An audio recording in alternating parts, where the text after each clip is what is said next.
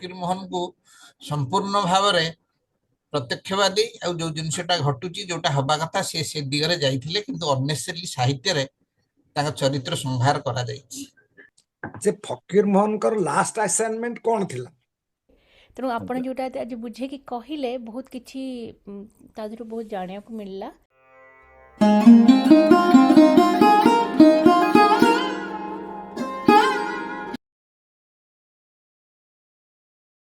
समस्त नमस्कार।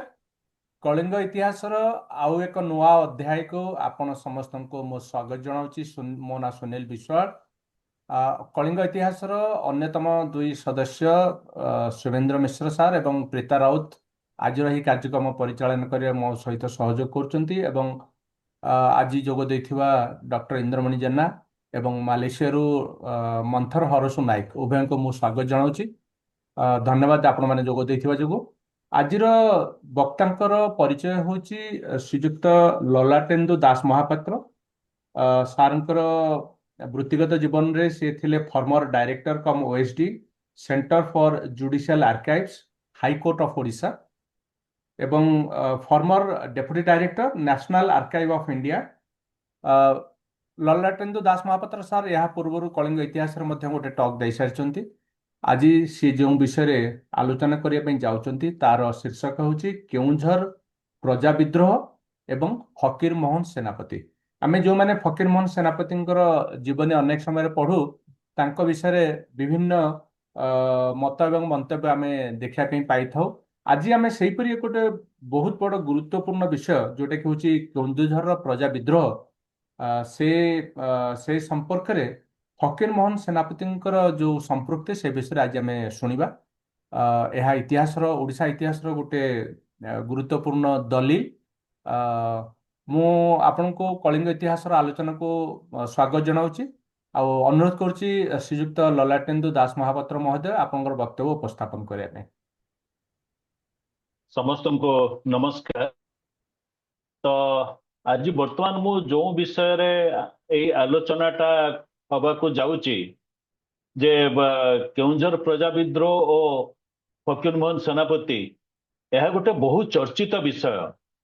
यह पूर्वर मध्य ए विषय रे आलोचना हो सारी किंतु जेतिकी आलोचना हेची मु भावुची जे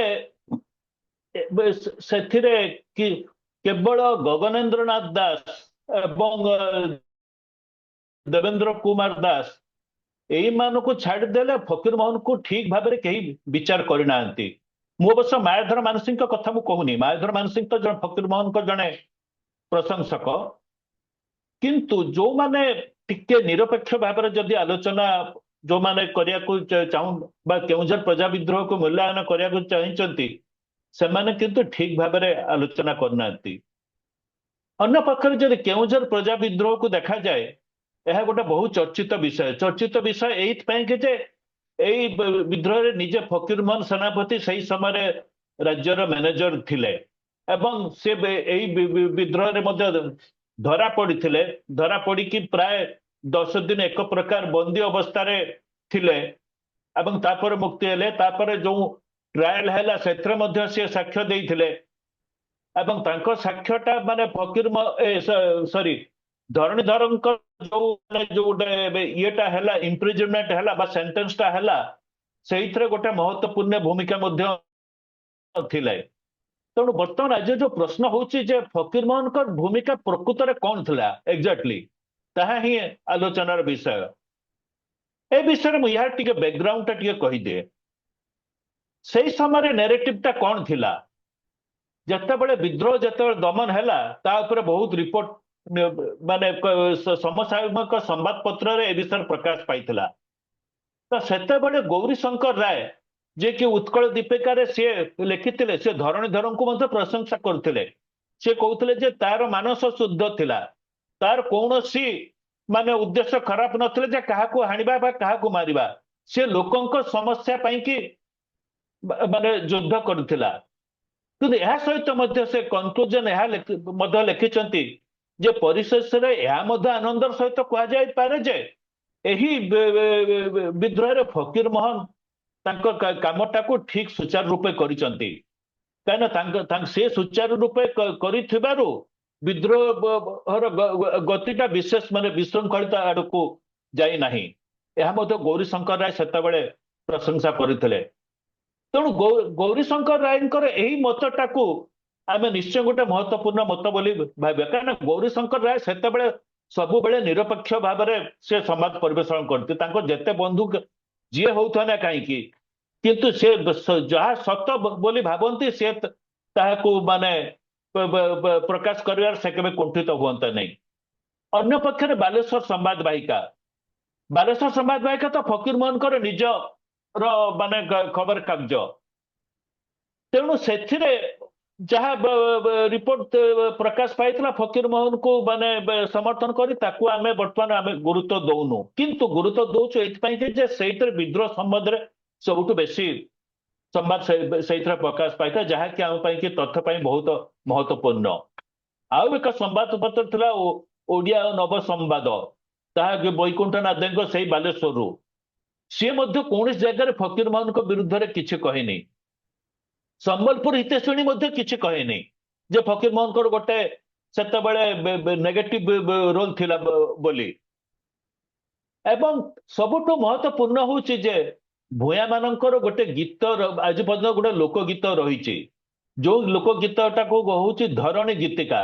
ଏବଂ ସେଇ ଧରଣୀ ଗୀତିକାର ଲେଖକ ହଉଛନ୍ତି ରସାନନ୍ଦ ନାୟକ, ଜଣେ ଭୂୟାଁ। ସେଥିରେ ସେ ଧରଣୀକୁ ପ୍ରଶଂସା କରି ବହୁତ କଥା କହିଛନ୍ତି। ଧରଣୀ ଯେ କେମିତି ସେ ମାନେ ଇଏ ରାଜାଙ୍କ ପାଇଁ କାମ କରିକି କେମିତି ମାନେ ମାଛ କାନ୍ଦଣା ଜୋରରେ ରାଜା କେମିତି ଅତ୍ୟାଚାର କରୁଥିଲେ, ବହୁତ କଥା ଲେଖିଛି। ଏବଂ ବିଚିତ୍ରାନନ୍ଦ ଦାସଙ୍କ କଥା ଲେଖିଛି, ବହୁତ କଥା ଲେଖିଛନ୍ତି ସିଏ। କିନ୍ତୁ କୌଣସି ଜାଗାରେ ସିଏ ଫକୀର ମୋହନକୁ ବିଷୟରେ କିଛି କହିନାହାନ୍ତି। ଫକୀର ମୋହନଙ୍କ ନାଁ ଗନ୍ଧ ମଧ୍ୟ ସେଥିରେ ନାହିଁ। ତେଣୁ ଏଇଠି ପ୍ରଶ୍ନ ହବା କଥା ଯେ ଯଦି ଫକୀର ମୋହନଙ୍କର ଯଦି ସେଥିରେ ଗୋଟେ ନେଗେଟିଭ ରୋଲ ଥିଲା, ତାହେଲେ ଏଇ ଧରଣୀ ଗୀତିକାରେ କଣ ପାଇଁ କି ତାଙ୍କ ନାଁଟା ରହିଲା ନାହିଁ? କାହିଁକିନା ସେଟା ତ ମାନେ ଭୂୟାଁ ମାନେ ତ ତାଙ୍କ ଅତ୍ୟାଚାର ଅନୁଭବ କରିଥିବେ, ଅଥଚ ବିଚିତ୍ରାନନ୍ଦ ଦାସଙ୍କ ରହିଲା, ରାଜାଙ୍କ କଥା ରହିଲା, ଅନ୍ୟ ଇଂରେଜ ଅଫିସର ମାନଙ୍କ ନାଁ ରହିଲା, କିନ୍ତୁ ଫକୀର ମୋହନଙ୍କ ନାଁଟା କଣ? ଗୀତଟା ବିଦ୍ରୋହର କିଛି ବର୍ଷ ପରେ ଲେଖା ହେଇଛି। ତେଣୁ ଆମେ ଏହା ମଧ୍ୟ ଏଇଥିରୁ ଆମେ ମାନେ ଗୋଟେ କନକ୍ଲୁଜନରେ ପହଞ୍ଚିବା ଯେ ସେତେବେଳେ ଫକୀର ମୋହନଙ୍କର ସେମିତି କୌଣସି ମାନେ ଭୂମିକା ନଥିଲା। ତେବେ ସେଇଟା ଛାଡନ୍ତୁ, ସେଇଟା ତ ମୁଁ ତ ପରେ ଆଲୋଚନା କରିବି ଡିଟେଲ ଯେ କଣ କେମିତି ଫକୀର ମୋହନ କେମିତି ତା ଭିତରେ ସମ୍ପୃକ୍ତ ହେଲେ। ତେବେ ତାଙ୍କର ଗୋଟେ ଯେ ନେଗେଟିଭ ରୋଲ ଥିଲା ବୋଲି ପ୍ରଥମେ କିଏ ଏକଥା କହିଥିଲା?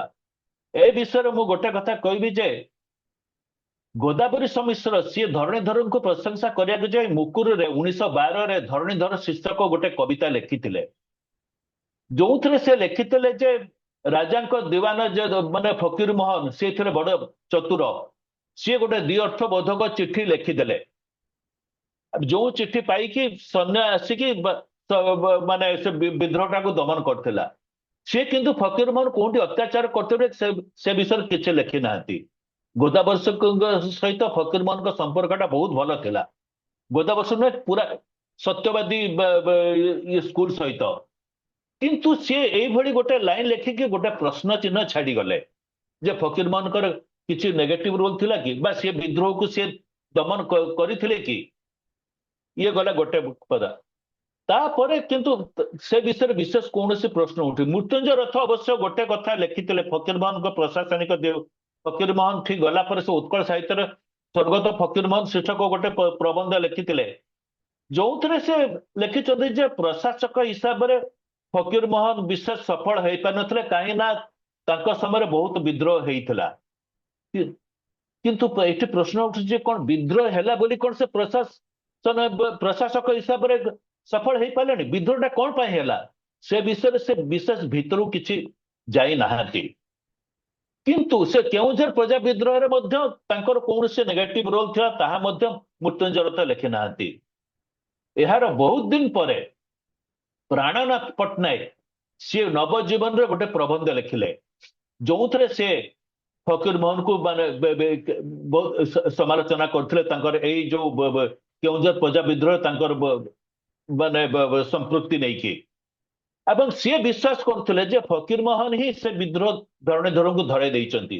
ଏଇଟା ହିଁ ସବୁଠୁ ବଡ ମାନେ ଗୋଟେ ପ୍ରଶ୍ନ ଯେ ଧରଣୀଧରଙ୍କୁ କଣ ଫକୀର ମୋହନ ଧରେଇ ଦେଲେ? ଆତ୍ମଚରିତ୍ର ଅବଶ୍ୟ ଫକୀର ମୋହନ ସେୟା ଲେଖିଛନ୍ତି, କିନ୍ତୁ ପ୍ରଶ୍ନ ରହୁଛି ଆତ୍ମଚରିତ୍ର ଯାହା ସେ ଲେଖିଛନ୍ତି ତାକୁ ଭଲ ଭାବରେ ମାନେ ତର୍ଜମା ନ କରି ତାଙ୍କୁ ଏଇଭଳି ଭାବରେ ବିଚାର କରିବା ତାହା ମଧ୍ୟ ଠିକ ନୁହେଁ। ଅସଲ କଥା ହଉଛି ଯେ ତା ପରଠୁ ମଧ୍ୟ ଯେତେ ମାନେ ଇଏ ଐତିହାସିକ କୁହନ୍ତୁ ବା ସାହିତ୍ୟିକ କୁହନ୍ତୁ, ସେଥିମଧ୍ୟରୁ କେବଳ ଗଗନେନ୍ଦ୍ରନାଥ ଦାସକୁ ଛାଡିଦେଲେ ଆଉ କେହି ହେଲେ ଆର୍କାଇଭାଲ ମେଟେରିଆଲକୁ ଠିକ ଭାବରେ ତର୍ଜମା କରିନଥିଲେ। ସେମାନେ ଫକୀର ମୋହନ ତାଙ୍କ ଆତ୍ମଚରିତ୍ରରେ ଯାହା ଲେଖି ଯାଇଥିଲେ ତାକୁ ବି ବେଶ କରିକି ସେମାନେ କହୁଛନ୍ତି ଯେ ତାଙ୍କର ସେଇଠି ଗୋଟେ ନେଗେଟିଭ ରୋଲ ଥିଲା। ଏହିପରିକି ପ୍ରସନ୍ନ ମିଶ୍ର, ଐତିହାସିକ ପ୍ରସନ୍ନ ମିଶ୍ର ଏବଂ ବିଶ୍ୱମୟପତି ଏମାନେ କିଛିଟା ଆର୍କାଇଭାଲ ମେଟେରିଆଲ ଦେଖିଛନ୍ତି କିନ୍ତୁ ତାକୁ ଟ୍ୱିଷ୍ଟ କରିଦେଇଛନ୍ତି। ମୁଁ ନିଶ୍ଚୟ କହିବି ଏଟା ଟ୍ୱିଷ୍ଟ କରିଛନ୍ତି ଏବଂ କାହିଁକି ଟ୍ୱିଷ୍ଟ କରିଛନ୍ତି, କେମିତି ତାହା ମଧ୍ୟ ମୁଁ ସେଇଟା ଆଲୋଚନା କରିବି। କିନ୍ତୁ ଗଗନେନ୍ଦ୍ରନାଥ ଦାସ ପ୍ରଥମେ ସେ ବହୁତ ଗୋଟେ ଫକୀର ମୋହନ ଓ ଧରଣୀଧର ଶୀର୍ଷକରେ ଗୋଟେ ପ୍ରବନ୍ଧରେ ସେ ଲେଖିଥିଲେ ଯେ ଧରଣୀଧରଙ୍କୁ ମାନେ ଶ୍ରଦ୍ଧା ଅବକାଶରେ ଫକୀର ମୋହନକୁ ଶ୍ରାଦ୍ଧ କରିବାର କାରଣ କଣ? ଏଇ କଥାଟା ସେ କହିଥିଲେ କେତେବେଳେ, ଯେତେବେଳେ 1991 ମସିହାରେ ଯେତେବେଳେ କେଉଁଝର ବିଦ୍ରୋହ 100 ବର୍ଷ ପୂର୍ତ୍ତି ପାଳନ ହଉଥିଲା, ସେତେବେଳେ ଗୋଟେ ଆଣ୍ଟି ଫକୀର ମୋହନ ଅବସେସନ ବହୁତ ଜାଗାରେ ଦେଖିବାକୁ ମିଳିଥିଲା। ମାନେ ଯୋଉମାନେ ଧରଣୀଧରଙ୍କୁ ଶ୍ରଦ୍ଧା କରିବାକୁ ଯାଇକି ଫକୀର ମୋହନକୁ ଯାଚ୍ଛତ ଭାବରେ ଗାଳି ଦେଉଥିଲେ। ଏବଂ ଏହାର ଫଳ ମଧ୍ୟ ହେଇଥିଲା ଯେ ଜଣେ ଐତିହାସିକ ସେତେବେଳେ ସୂଚନା ଭବନ, ଯୋଉଟା ବର୍ତ୍ତମାନ ଜୟଦେବ ଭବନ ଅଛି, ସେଠି ଧରଣୀଧର ଜୟନ୍ତୀ ଅବସରରେ ସେ ଫକୀର ମୋହନକୁ ଯାଚ୍ଛତ ଭାବରେ ଗାଳି ଦେଇଥିଲେ, ଯାହାର ପରିଣାମ ସ୍ୱରୂପ ସେତେବେଳେ ଏହାର ବହୁତ ପ୍ରତିବାଦ ହୋଇଥିଲା ଓଡ଼ିଶା ସାରା। ଏବଂ ସେତେବେଳେ ପ୍ରଦ୍ୟୁମ୍ନ ବଳ ମଧ୍ୟ ପ୍ରଗତିବାଦୀରେ ଗୋଟେ ତାର ସମ୍ପାଦକୀୟ ଲେଖିଥିଲେ ଯେ ହେ ଫକୀର ମୋହନ ଏମାନଙ୍କୁ କ୍ଷମା କର। ତେଣୁ ଏବଂ ଏଇଭଳି ଭାବରେ ସେତେବେଳେ ଗୋଟେ ଆଣ୍ଟି ଫକୀର ମୋହନ ଅବସେସନ ବହୁତ କିଛି ଚାଲିଥିଲା। ଏବଂ ତା ଛଡା ଇଏ ପ୍ରସନ୍ନ ମିଶ୍ର ମଧ୍ୟ ଗୋଟେ ଆର୍କାଇଭାଲ ମେଟେରିଆଲକୁ ଅଧା ମାତ୍ର ଦେଖିକି ପୁରା ମଧ୍ୟ ତାକୁ କନସଲ୍ଟ ନ କରିକି ସେ ଲେଖିଦେଲେ କଣ ନା ଫକୀର ମୋହନ ଆନନ୍ଦପୁରରେ ଅତ୍ୟାଚାର କରୁଥିଲେ ବୋଲି ତାଙ୍କ ନାଁରେ ପିଟିସନ ଗଲା। ବିଶ୍ୱମୟପତି ମଧ୍ୟ ସିଏ ମଧ୍ୟ ବିଶେଷ କୌଣସି, ସେ ଜଣେ ବହୁତ ବଡ ସ୍କଲାର, କିନ୍ତୁ ଗୋଟିଏ କଥା ହଉଛି ତାଙ୍କର ଏଇ ଯୋଉ ମାନେ ବାମବାଦୀ ନୀତି ଦ୍ୱାରା ଅତିମାତ୍ରାରେ ପ୍ରଭାବିତ ହେଇକି ନିମ୍ନ ବର୍ଗଙ୍କୁ ମାନେ ସହାନୁଭୂତି ଅବସରରେ ସିଏ ମଧ୍ୟ ଫକୀର ମୋହନକୁ ଗୋଟାଏ ମାନେ ଗାଳି ଦେଲେ ଏବଂ ଗୋଟେ ଅତିରଞ୍ଜନ କଥା କରି ଲେଖିଲେ ଯେ ଫକୀର ମୋହନ ଯେତେବେଳେ ହାତୀ ପିଠରେ ବସି ଭଦ୍ରକରୁ ଆନନ୍ଦପୁର ଯାଉଥିଲେ ସେତେବେଳେ ତାଙ୍କର ସେ ବିଜୟ ଉତ୍ସବକୁ ମାନେ ସେ ଉତ୍ସବକୁ ପାଳନ କଲେ ଉତ୍କଳ ଭ୍ରମଣ ଲେଖିକି। ଏହା ଗୋଟେ ଅତି କିମ୍ବୁତ କିମାକର ମତ ଯେ ସେତେବେଳେ ଫକୀର ମୋହନ ମାନେ ଯେତେବେଳେ ଯାଉଥିଲେ ସେତେବେଳେ ଇଏ କଣ ବିଦ୍ରୋହ ଦମନ ସେତେବେଳକୁ କେତେ ମାସ ସରିଲା, ତାର 8 ମାସ ପରେ ସେ ଡିସାଇଡ କରି ଯାଇଥିଲେ ଯେ ତାଙ୍କ ସେ ଚାକିରି କରିବେନି। ଗୋଟେ ଅତି ମାନେ କଣ ବିଷଣ୍ଣ ମନରେ ସେ ଉତ୍କଳ ଭ୍ରମଣଟା ଲେଖିଥିଲେ ହାତୀ ପିଠରେ ବସିକି। ସେ କୌଣସି ମାନେ ଭିକ୍ଟୋରୀ ସେଲିବ୍ରେସନ ସେ କରିନଥିଲେ, ଯୋଉଟା କି ସ୍ୱର୍ଗତ ମାନେ ବିଶ୍ୱମୟପତି କହୁଛନ୍ତି। ତେଣୁ ଏ ବିଷୟରେ ମାନେ ବହୁତ କିଛି ମାନେ କହିବାର ଅଛି। ତେବେ ଆଜି ବର୍ତ୍ତମାନ ଯୋଉଟା ମୁଁ ଅସଲ ବିଷୟକୁ ପୁଣି ଫେରି ଆସୁଛି ଯେ କେଉଁଝର ପ୍ରଜା ବିଦ୍ରୋହ ଏବଂ ଫକୀର ମୋହନଙ୍କ ସମ୍ପତ୍ତି, এই ବିଷୟରେ କେଉଁଝର ପ୍ରଜା ବିଦ୍ରୋହର 1891 ଟାକୁ ବୁଝିବାକୁ ହେଲେ ଏହାର ବ୍ୟାକଗ୍ରାଉଣ୍ଡ ଆଉ ଟିକେ ଆଲୋଚନା କରିବା ନିହାତି ଆବଶ୍ୟକ। ଏବଂ ଏହି ବ୍ୟାକଗ୍ରାଉଣ୍ଡ ହଉଛି ଯେ ସେତେବେଳେ କେଉଁଝର ରାଜା ଧନୁର୍ଜୟ ନାରାୟଣ ଭଞ୍ଜ କୋଉ ଅବସ୍ଥାରେ ସିଂହାସନ ଆରୋହଣ କରିଥିଲେ। ଏଟା ହଉଛି 1861 ମସିହାରେ। 1861 ମସିହାରେ ସେତେବେଳେ କେଉଁଝରର ରାଜା ଥିଲେ ଗଦାଧର ନାରାୟଣ ଭଞ୍ଜ। ସିଏ ସେଇ ବର୍ଷ ସିଏ ଗଲେ ତ୍ରିବେଣୀ ମାନେ ଏଲାହାବାଦ ତ୍ରିବେଣୀ ନୁହେଁ, ବେଙ୍ଗଲର ଯୋଉ ତ୍ରିବେଣୀ କଲିକତା ପାଖରେ ଯୋଉଠି ଇଏ ଗଙ୍ଗା ନଦୀରୁ ସରସ୍ୱତୀ ନଦୀ ଯୋଉଠି ଉତ୍ପନ୍ନ, ସେଇ ତ୍ରିବେଣୀକୁ ଯାଇଥିଲେ ତୀର୍ଥ କରିବା ପାଇଁ କି। ସେଇଠି ଯାଇକି ତାଙ୍କର ଆକସ୍ମିକ ତାଙ୍କର ମୃତ୍ୟୁ ହେଲା। ତାଙ୍କ ମୃତ୍ୟୁ ପାଖରେ ସେତେବେଳେ ଥିଲେ କିଏ ନା ତାଙ୍କର ଦେୱାନ ବା ବ୍ୟବର୍ତ୍ତା ଚନ୍ଦ୍ରଶେଖର ଧଳ ମହାପାତ୍ର। ଏହି ଚନ୍ଦ୍ରଶେଖର ଧଳ ମହାପାତ୍ର ଜଣେ ଯାହା ମାନେ କଣ୍ଟେମ୍ପରାରୀ ରେକର୍ଡ ଯାହା କହିଛି ସେ ଜଣେ ଅତି ଧୂର୍ତ୍ତ ଲୋକ। ସିଏ ତାଙ୍କ ମୃତ୍ୟୁ ପରେ ସିଏ ରାଜାଙ୍କ ଇଏ ସୁପରିଟେଣ୍ଡେଣ୍ଟଙ୍କ ଅଫିସକୁ ଗୋଟେ ଇଏ ସେ ତାଙ୍କ ମୃତ୍ୟୁ ହେଇଥିଲା 30 ମାର୍ଚ୍ଚ 1861। ସିଏ ଗୋଟେ ଖବର ପଠେଇଥିଲେ ଯେ ରାଜାଙ୍କର ଇଚ୍ଛା ଅଛି ଯେ ତାଙ୍କର 2 ପୁତ୍ର, ସେ 2 ଜଣ ଯାକ ହଉଛନ୍ତି ଅବୈଧ ସନ୍ତାନ।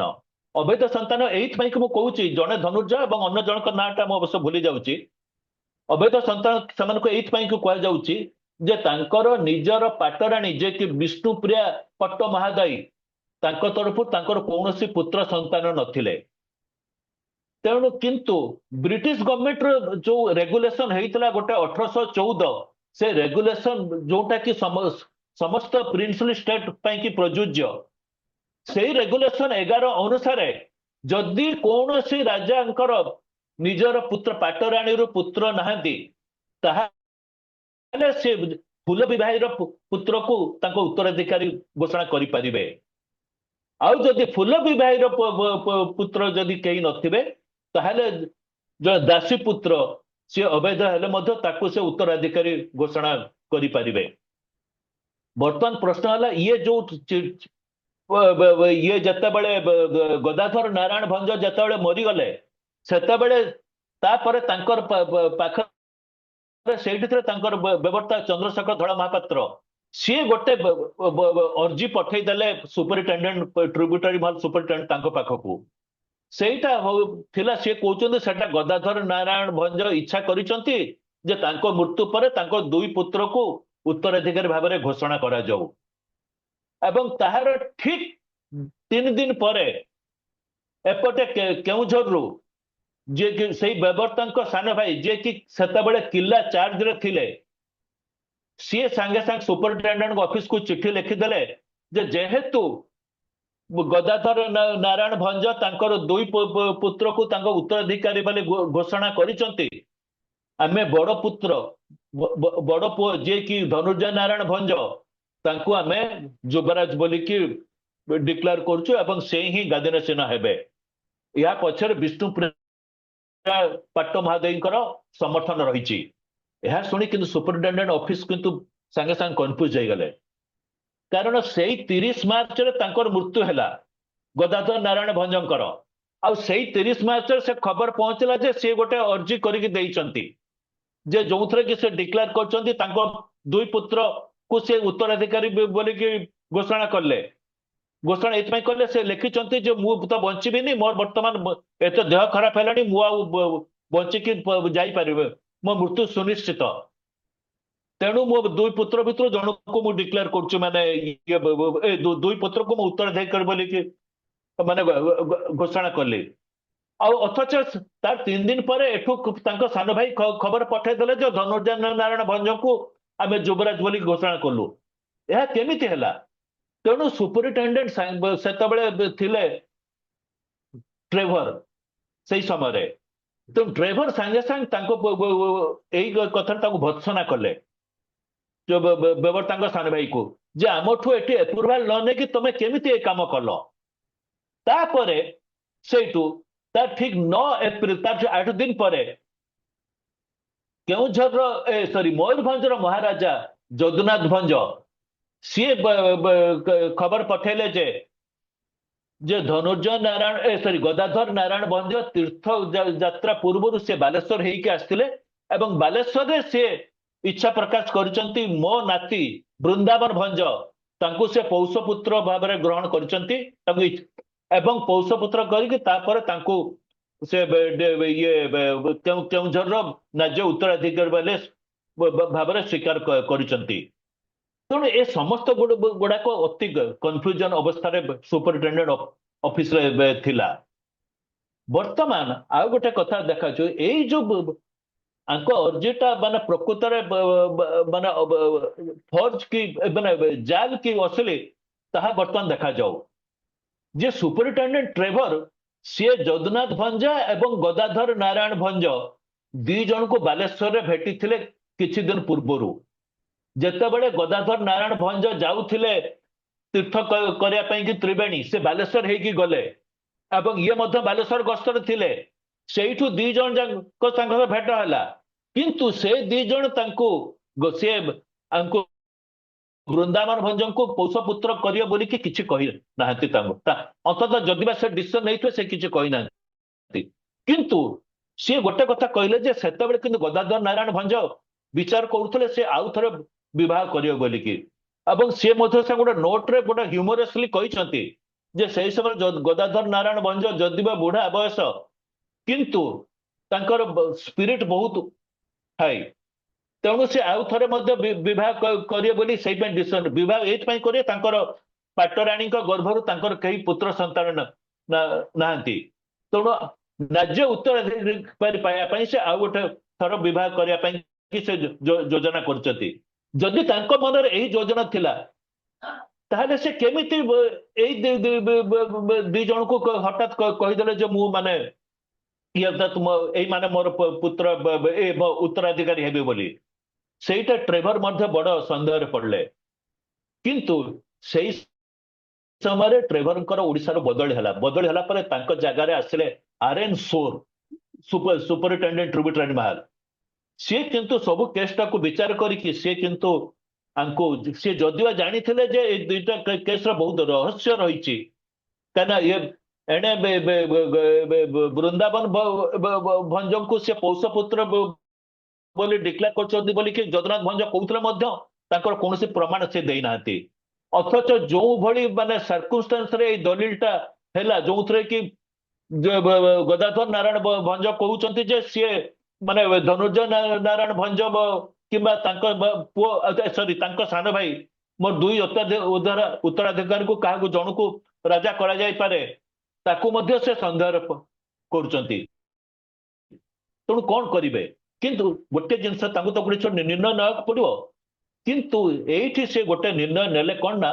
ଯୋଉ ରେଗୁଲେସନ 1814 ହେଇଥିଲା ରେଗୁଲେସନ 11 ଯାହା କହୁଥିଲା ଯଦି ଜଣେ ରାଜାଙ୍କର ରାଜ୍ୟ ଉତ୍ତରାଧିକାରୀ କେହି ନଥିବ ଯିଏକି ତାଙ୍କ ପାଟରାଣୀଙ୍କଠୁ ଜନ୍ମ ହେଇଥିବ ସେଭଳି କେହି ନଥିଲେ ଫୁଲ ବିବାହୀର ପୁତ୍ରକୁ କରାଯାଇପାରେ ତେଣୁ ସେ ସେଇ କେସଟାକୁ ଇଏ କରି ସେ ଧନୁର୍ଜୟ ନାରାୟଣ ଭଞ୍ଜଙ୍କୁ ସେ ଉତ୍ତରାଧିକାରୀ ଡିକ୍ଲେୟାର କଲେ ତାଙ୍କର ମଧ୍ୟ ଗୋଟେ ଇଏ ସିଭିଲ ଜଜ ପାୱାର ସେତେବେଳେ ଥିଲା ତାଙ୍କୁ ଦିଆଯାଇଥିଲା ଯେ ସେ ଡିଷ୍ଟ୍ରିକ୍ଟ ସିଭିଲ ଜଜ ତେଣୁ ସେଇ କେସଟାକୁ ଦି ଜଣଙ୍କ କେସଟାକୁ ବସେଇକି ସେ ତାଙ୍କ ଫେଭରରେ ସେ ରାୟଟା ଦେଲା କିନ୍ତୁ ସେଇଟା ଦେଲାକୁ ଯଦୁନାଥ ଭଞ୍ଜ ସେଥିପାଇଁ କ୍ଷୁବ୍ଧ ହେଇଗଲେ ଏଣେ ବିଷ୍ଣୁପ୍ରିୟା ପାଟ ମହାଦେବ ମଧ୍ୟ କ୍ଷୁବ୍ଧ ହେଲେ କିନ୍ତୁ ଏଠି ପ୍ରଶ୍ନ ଉଠୁଛି ଯେ ଚନ୍ଦ୍ରଶେଖର ଧଳ ମହାପାତ୍ର ଯଦି ଏଇଭଳି ଗୋଟେ ପଦକ୍ଷେପ ନେଲେ ଏଇଭଳି ଯଦି ଅର୍ଜିଟା ଯଦି ଜାଲ କଲେ ଏବଂ ଆଉ ଗୋଟେ କଥା ବି ଆପଣଙ୍କୁ କହିଦଉଛି ସେଇ ଅର୍ଜିଟା ଜାଲ ବୋଲି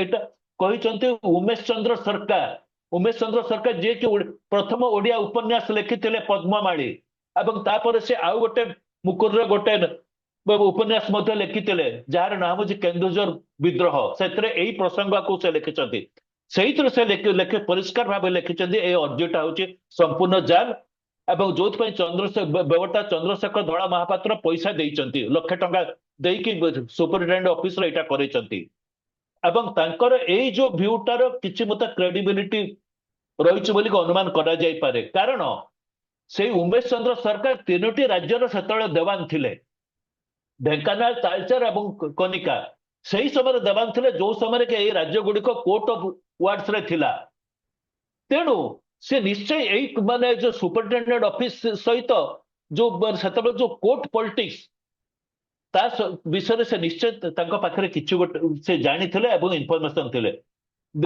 ତାଙ୍କ ପାଖରେ ଥିବ ତେଣୁ ତାଙ୍କ ଅନୁମାନରେ ତାକୁ ସମ୍ପୂର୍ଣ୍ଣ ଭାବରେ ଭିତ୍ତିହୀନ ବୋଲି କହିହବ ନାହିଁ ତେଣୁ ଏଠି ପ୍ରଶ୍ନ ହଉଛି ଯେ ଚନ୍ଦ୍ରଶେଖର ଧଳ ମହାପାତ୍ରଙ୍କ ସ୍ୱାର୍ଥ କଣ ଥିଲା ତାଙ୍କ ସ୍ୱାର୍ଥ ଏଇଟା ଥିଲା ଯେ ସିଏ ଚାହୁଁଥିଲେ ନିଜର ଗୋଟେ ପପେଟ କିଙ୍ଗ ଗୋଟେ କରିବା ପାଇଁ କି ଯିଏକି ଯଦି ତାଙ୍କ ପପେଟରେ ଯଦି କେହି ଜଣେ ରାଜା ହୁଏ ତାହେଲେ ସେ ମନ ଇଚ୍ଛା ସେ ରାଜ୍ୟରେ ତାଙ୍କ କଥା ବେଳକ ଚାଲିବ ଏଣେ କିନ୍ତୁ ବିଷ୍ଣୁପ୍ରିୟା ପାଟ ମହାଦେବ ସିଏ ମଧ୍ୟ ନଛୋଡ଼ ବନ୍ଧା ବିଷ୍ଣୁପ୍ରିୟା ପାଟ ମହାଦେବ କହୁଛନ୍ତି ଯେ ଧନୁର୍ଜୟ ନାରାୟଣ ଭଞ୍ଜଙ୍କର ମା ଯେ ସେ ପ୍ରକୃତରେ ଫୁଲ ବିବାହୀ ନୁହନ୍ତି ସିଏ ଜଣେ ଦାସୀ ବା ପୋଇଲି ପୁତ୍ର ତେଣୁ ଦାସୀ ପୁତ୍ରର କୌଣସି ଅଧିକାର ନାହିଁ କାରଣ ଦାସୀ ପୁତ୍ର ମାନେ ସେ ଅବୈଧ କାରଣ ସିଏ ଦାସୀ ଜଣେ କହିପାରେ ୟା ବାପା ହଉଛନ୍ତି ଧନୁର୍ଜୟ ଗଦାଧର ନାରାୟଣ ଭଞ୍ଜ, କିନ୍ତୁ ତାର କଣ ପ୍ରମାଣ ଅଛି?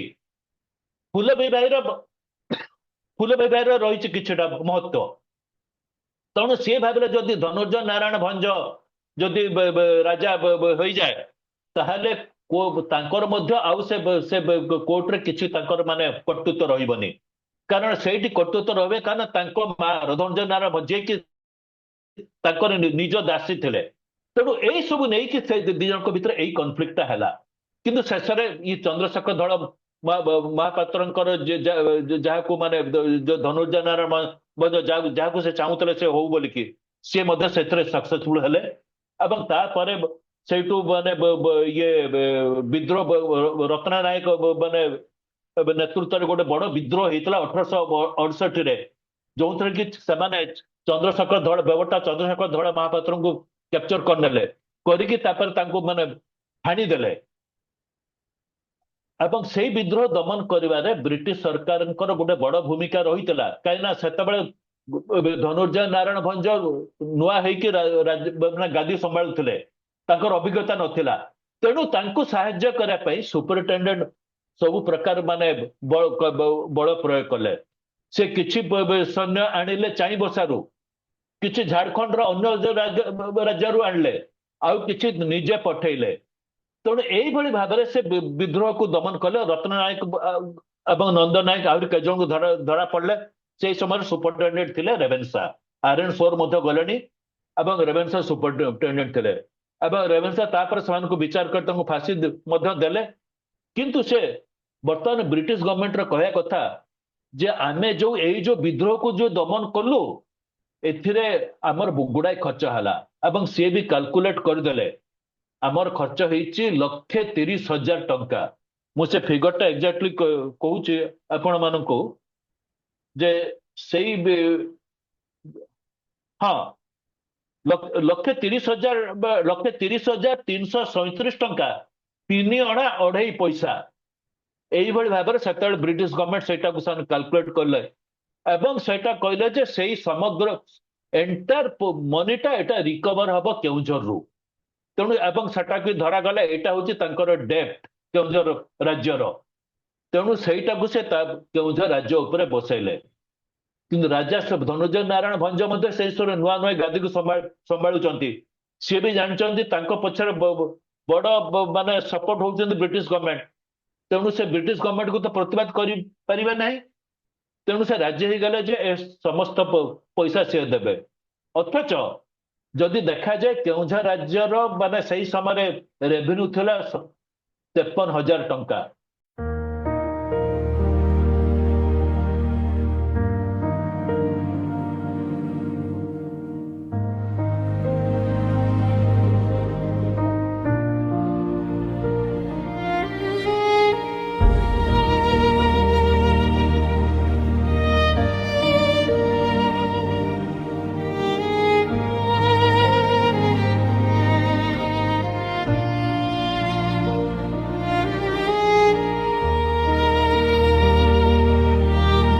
History will never be dead till someone is willing to tell and someone is willing to listen.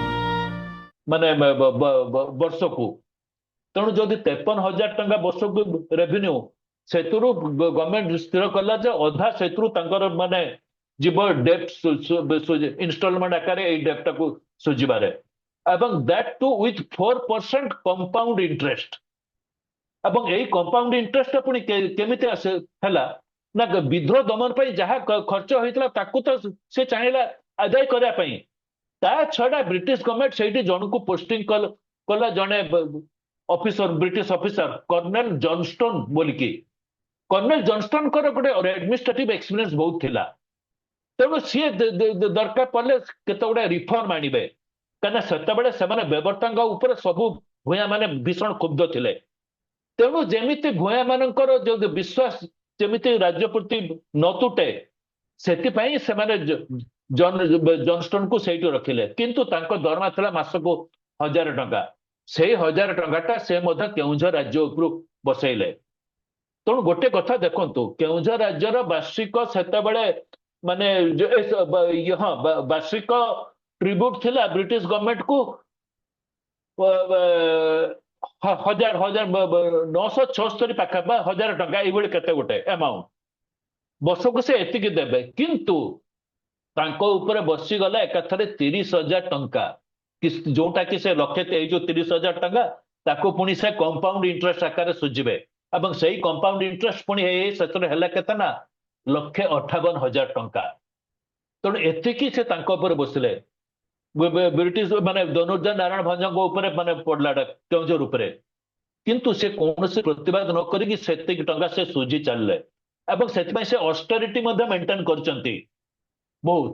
ଏହିପରିକି ନିଜେ ଯେତେବେଳେ ବିବାହ କରିବା ପାଇଁ ଗଲେ ଖେମୁଣ୍ଡି ରାଜ୍ୟକୁ ଅତି ନିରାଡମ୍ବର ବିବାହ ଉତ୍ସବ ଏବଂ ସେଟା ସେ କରିଛନ୍ତି ବହୁତ ଅଷ୍ଟେରିଟି ମେଜର ଆଣିକି ମାନେ ସେଟା ସବୁ ସେ ଲୋନ ଗୁଡାକ ସେ ପରିଶୋଧ କରିଛନ୍ତି, ଯଦିଓ ସେ ପ୍ରତିବାଦ ମଧ୍ୟ କରିଛନ୍ତି ଯେ ମୋ ଉପରେ କାହିଁକି ଏତେ ବୋଝ ଆସୁଛି, କାହିଁକିନା ମୂଳରୁ ଯେତେବେଳେ ରାଜ୍ୟ ଯେତେବେଳେ ଏକ୍ୱାର କଲା ବ୍ରିଟିଶ ଗଭର୍ଣ୍ଣମେଣ୍ଟ 1803 ରେ, ସେତେବେଳେ ଯୋଉ ସନଦ ଦିଆହେଇଥିଲା ସେ ସନଦରେ ଏଇଭଳି ପ୍ରୋଭିଜନ ନଥିଲା।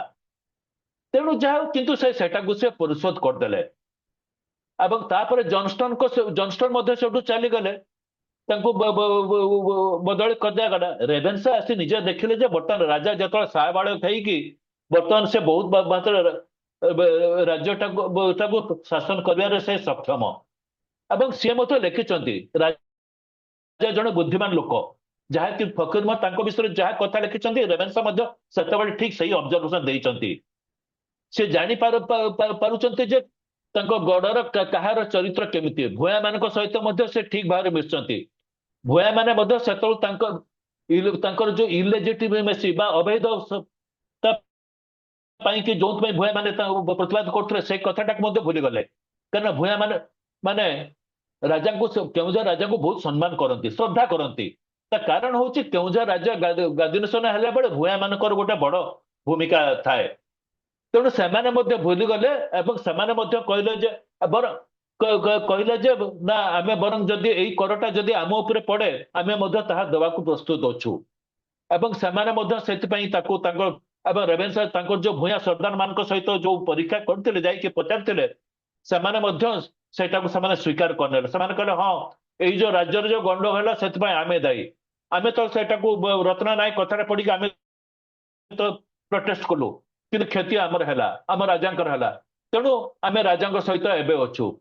ତେଣୁ ଏଇଟା ଶୁଣି ରେଭେନ୍ସା ବହୁତ ଖୁସି ହେଇଗଲେ ଏବଂ ସେ ରାଜ୍ୟକୁ ସେ ତାଙ୍କ ମ୍ୟାନେଜମେଣ୍ଟଟାକୁ ପୁରାପୁରି ଛାଡ଼ିଦେଲେ, 1873 ମ୍ୟାନେଜମେଣ୍ଟ ଛାଡ଼ିଦେଲେ ଏବଂ ସେ ବି ଦେଖିଲେ ଯେ ରାଜା ତାଙ୍କର ଲୋନ ପରିଶୋଧ କରୁଛନ୍ତି, 53,000 ଟଙ୍କା ତାଙ୍କର ବାର୍ଷିକ ଆୟ, ତା ଭିତରୁ ସେ 30,000 ଟଙ୍କା ଦେଇକି ବାକି ସେ 23,000 ନିଜେ ଚଳୁଛନ୍ତି। ଅବଶ୍ୟ କିଛି ତାପରେ ରେଭିନ୍ୟୁ ମ୍ୟାନେଜମେଣ୍ଟ କିଛିଟା ଷ୍ଟ୍ରିମ୍ ଲାଇନ୍ ମଧ୍ୟ କରାଗଲା, ଯୋଉଥିପାଇଁ କି ରାଜ୍ୟର ଆୟ ବଢିଲା, କିନ୍ତୁ ସେତିକି ପର୍ଯ୍ୟନ୍ତ ଲୋକଙ୍କ ଡେଭଲପମେଣ୍ଟ ପାଇଁ ବିଶେଷ କିଛି ସେ ରାଜ୍ୟରେ ଖର୍ଚ୍ଚ ହେଇନି ଯେତେବେଳେ ଏଇ ଲୋନ ସୁଝଟା ଚାଲିଥିଲା।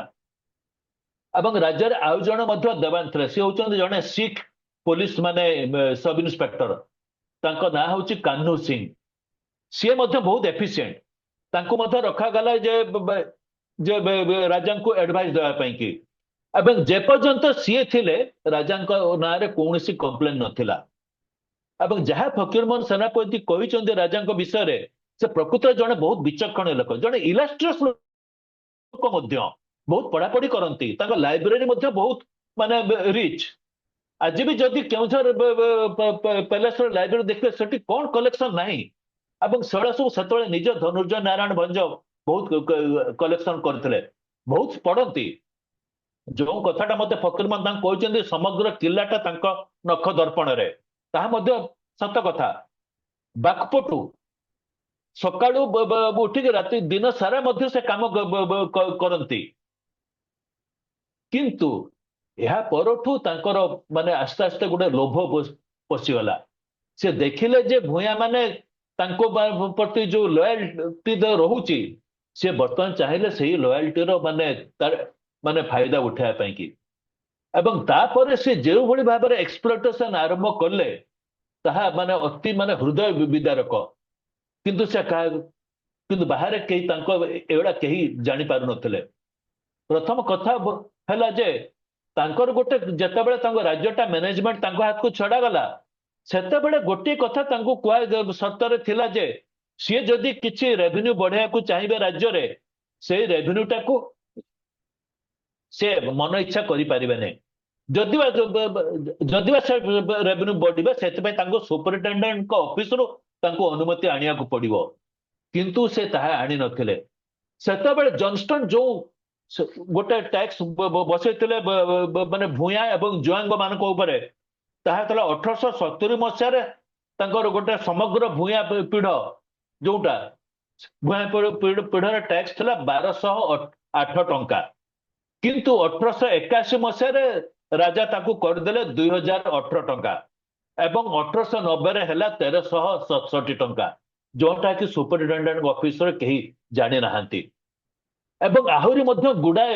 ଅନ୍ୟାୟ କର ମାନେ ରାଜା ବସେଇଲେ ସିଏ ତାଙ୍କର ଯୋଉ ରେଭିନ୍ୟୁ ଆରେଞ୍ଜମେଣ୍ଟ ଆଉ ଗୋଟେ କରିଥିଲେ ସେଥିରେ କୌଣସି ଭୂୟାଁ ମାନେ ସର୍ଦ୍ଦାର ମାନେ ଭୂୟାଁ ପିଢର ଯାହାକୁ ମାନେ ଆମେ ପ୍ରଧାନ ବୋଲି କହୁ ବା ମୁକଦ୍ଦମ ସେମାନେ ନିଜେ ମଧ୍ୟ ଜାଣିନଥିଲେ କେତେ ତାଙ୍କୁ ଏମାଉଣ୍ଟ ଦିଆଯିବ ଟ୍ୟାକ୍ସ ଆକାରରେ ତାମାନେ ମନ ଇଚ୍ଛା ଟ୍ୟାକ୍ସ ଚାଲିଥିଲା ଏବଂ ଯିଏ ମାନେ ଟେନେଣ୍ଟ ସିଏ ମଧ୍ୟ ଜାଣିନି ଯେ ତାକୁ କେତେ ଦେବାକୁ ପଡିବ ଏହା ହଉଛି ସବୁଠୁ ଗୋଟେ ମାନେ ଫଲ୍ଟି ମାନେ ସିଷ୍ଟମ ତାପରେ ଆଉ ଗୋଟେ ରାଜାଙ୍କର ଗୋଟେ ମାନେ ଯୋଉ ଗୋଟେ ନିୟମ କରିଥିଲେ ତାଙ୍କର ସେଇଠି ଯୋଉ ମାନେ ସମଗ୍ର ରାଜ୍ୟରେ ସରି ସମଗ୍ର କିଲ୍ଲାରେ କେଉଁଝରରେ କେବଳ ମାତ୍ର ଗୋଟେ ଦୋକାନ ରହିବ ଗ୍ରୋସରୀ ଦୋକାନ ଯୋଉ ଦୋକାନରେ ଆସିକି ସମସ୍ତ ଯୋଉ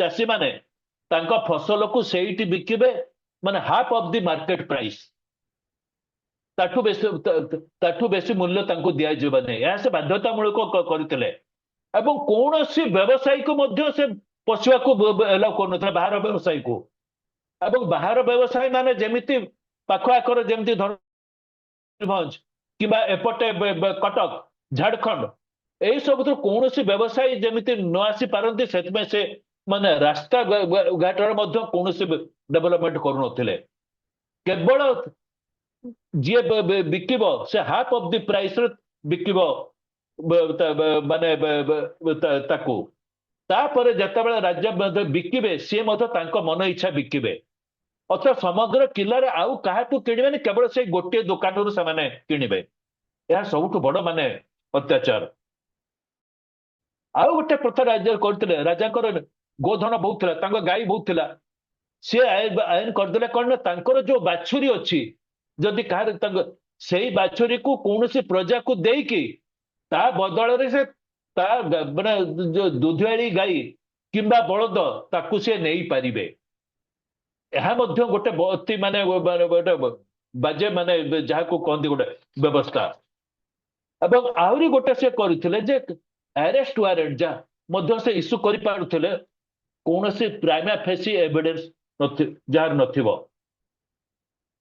କାହାର ପ୍ରପର୍ଟି ମଧ୍ୟ ଆଟାଚ କରିଦଉଥିଲେ ଏବଂ ତାପରେ ତାଙ୍କ ରାଜ୍ୟର ଯୋଉ ବିଚାର ଯୋଉ ଯାହା ସବୁ ହଉଥିଲା ସେ ବିଚାର କ୍ଷମତା କେବଳ ଦେବାନ ଉପରେ ଥିଲା କିନ୍ତୁ ଦେବାନ ନିଜେ ହାତକୁ ନ ଦେଇକି ସେ ଦେଇଦେଲେ ଅମଲା ମାନଙ୍କ ଉପରେ ଅମଲା ମାନେ ମଧ୍ୟ ସବୁ ବିଚାର କରୁଥିଲେ ରାଜା ମନ ଇଚ୍ଛା ମାଗଣ ମଧ୍ୟ ଆଦାୟ କରୁଥିଲେ ଆଉ ଗୋଟେ କଥା ଥିଲା ରାଜାଙ୍କର 27ଟା ହାତୀ ଥିଲା ସେ ଏବଂ ସେଇ ହାତୀର ମେଣ୍ଟେନାନ୍ସକୁ ମଧ୍ୟ ପ୍ରଜା ମାନଙ୍କୁ କରିବାକୁ ପଡୁଥିଲା ସେ କହୁଥିଲେ ଯେ ତମର ଯାହା ଫସଲ ହାତୀ ଖାଇବା ପାଇଁ କି ଯାହା ସବୁ ଯୋଉ ଫସଲ ଦରକାର ସେ ଫସଲ ତମେ ହିଁ ଦବ ସେଥିପାଇଁ ଅବଶ୍ୟ ତାଙ୍କୁ କିଛି ଭତ୍ତା ମିଳୁଥିଲା କିନ୍ତୁ ସେ ଭତ୍ତା କିନ୍ତୁ ପ୍ରଜା ମାନଙ୍କ ଚାଷୀ ମାନଙ୍କ ପାଖକୁ ଯାଉନଥିଲା ଏହା ପଛେ ବିଦ୍ରୋହ ପରେ ଯେତେବେଳେ ଇନକ୍ୱାରି ହେଲା ଏସବୁ କଥା ଧରା ପଡିଲା ତାକୁ ସେଟା ସବୁ ବାଟ ମାରଣା ହେଇଯାଉଥିଲା ଏବଂ ତା ଛଡା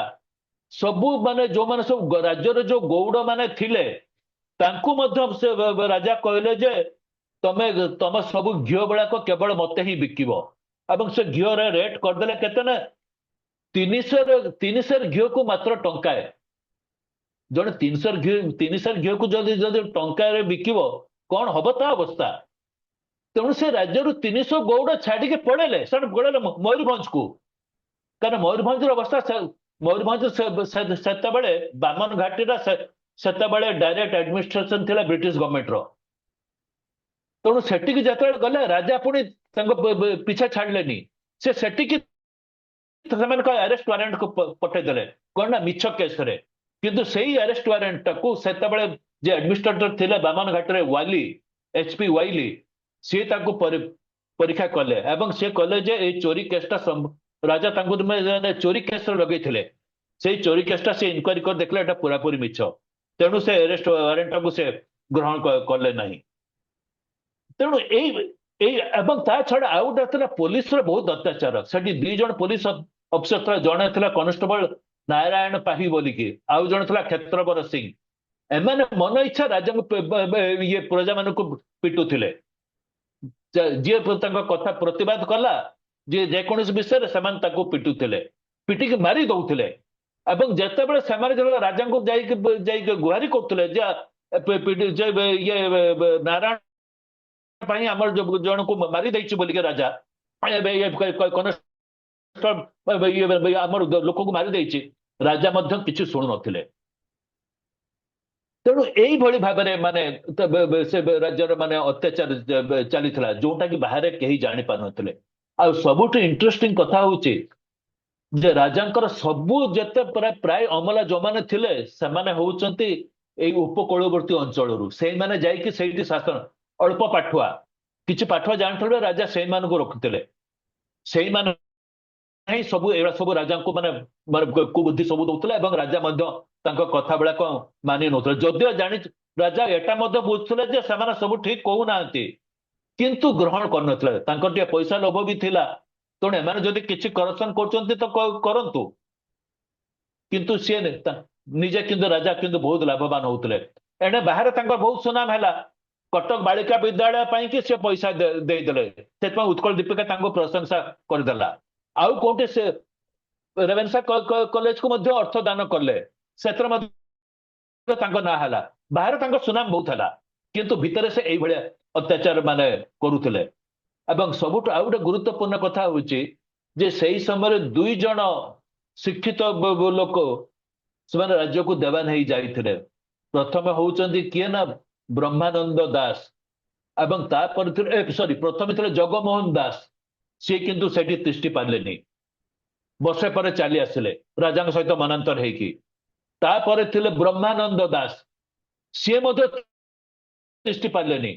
ତାପରେ ଯେତେବେଳେ ସେ ଫକୀରମୋହନ ସେନାପତିଙ୍କୁ ଯେତେବେଳେ ସେ ଦେବାନ ଭାବରେ ବାଛିଲେ, ସେ ଫକୀରମୋହନ ଯୋଉଟାକି ତା ଆତ୍ମଚରିତ୍ର ଲେଖିଛନ୍ତି, ସେ ଯାଇକି ପହଞ୍ଚିଲେ ଯେତେବେଳେ ଆନନ୍ଦପୁରରେ। ରାଜା ତାଙ୍କୁ ସେଇଠୁ ଇନଷ୍ଟ୍ରକ୍ସନ ଦେଲେ ଯେ ନା, ଆପଣ କେଉଁଝର ଆସନ୍ତୁନି, ମୁଁ 4-5 ଦିନ ଭିତରେ ଯାଇକି ମୁଁ ଆପଣଙ୍କୁ ଭେଟିବି।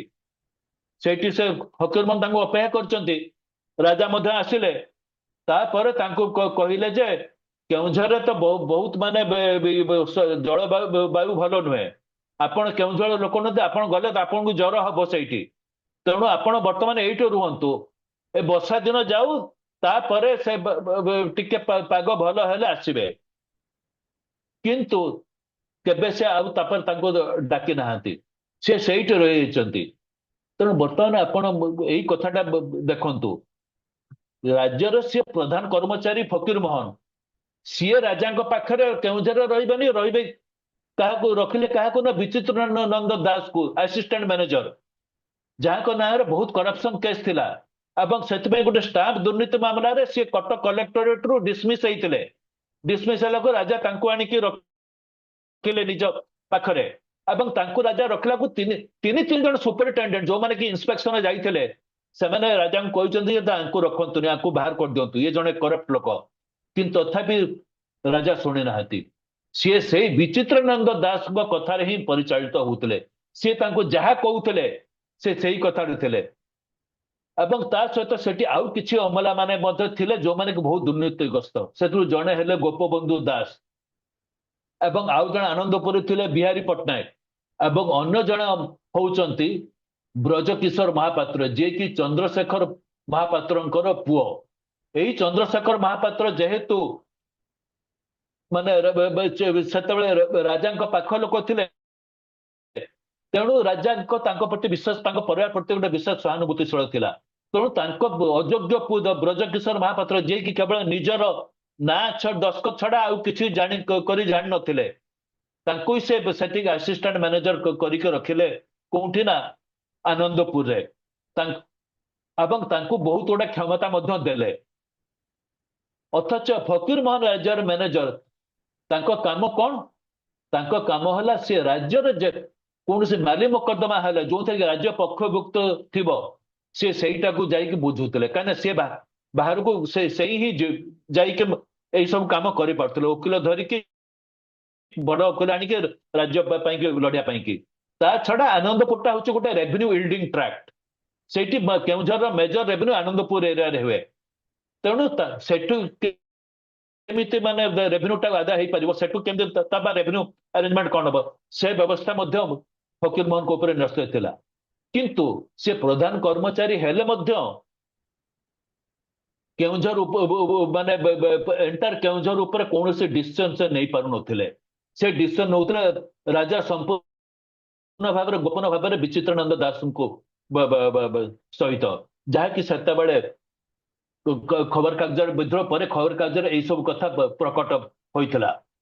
ତେଣୁ ଏହା ହିଁ ଥିଲା ମାନେ ସେତେବେଳେ ଯୋଉ ମୋଟାମୋଟି ପରିସ୍ଥିତି, ଯେତେବେଳେ ଫକୀର ମୋହନ ଯେତେବେଳେ ରାଜ୍ୟର ଦାୟିତ୍ୱ ନେଲେ ଏବଂ 1890 ପର୍ଯ୍ୟନ୍ତ ସେ ସମ୍ଭାଳିଥିଲେ।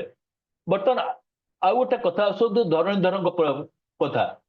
ଧରଣୀଧରଙ୍କୁ ନିଜେ ରାଜା ଫାଇନାନ୍ସ କରିକି ପଢେଇଥିଲେ କଟକ ସର୍ଭେ ସ୍କୁଲରେ। ତାପରେ ସେ ଆସି ଚାକିରି କଲେ ବିନା ବେତନରେ, ମାନେ କେଉଁଝର ରାଜ୍ୟରେ ବିନା ବେତନରେ, ଏଇଥିପାଇଁ କି ଯେ ରାଜା ଯେହେତୁ ତାଙ୍କ ପଢାପଢିର ଖର୍ଚ୍ଚ କରିଛନ୍ତି, ତେଣୁ ସେ ତାଙ୍କର ମଧ୍ୟ କର୍ତ୍ତବ୍ୟ ହଉଛି ସେ କିଛି ଦିନ ସେ କିଛି ବିନା ବେତନ ଚାକିରି କରିବା ପାଇଁ। କିନ୍ତୁ ସେଠି ସେ ବେଶ ଦିନ ରହିଲେନି, ସେ ପଳେଇଲେ ବାମନ ଘାଟିକୁ।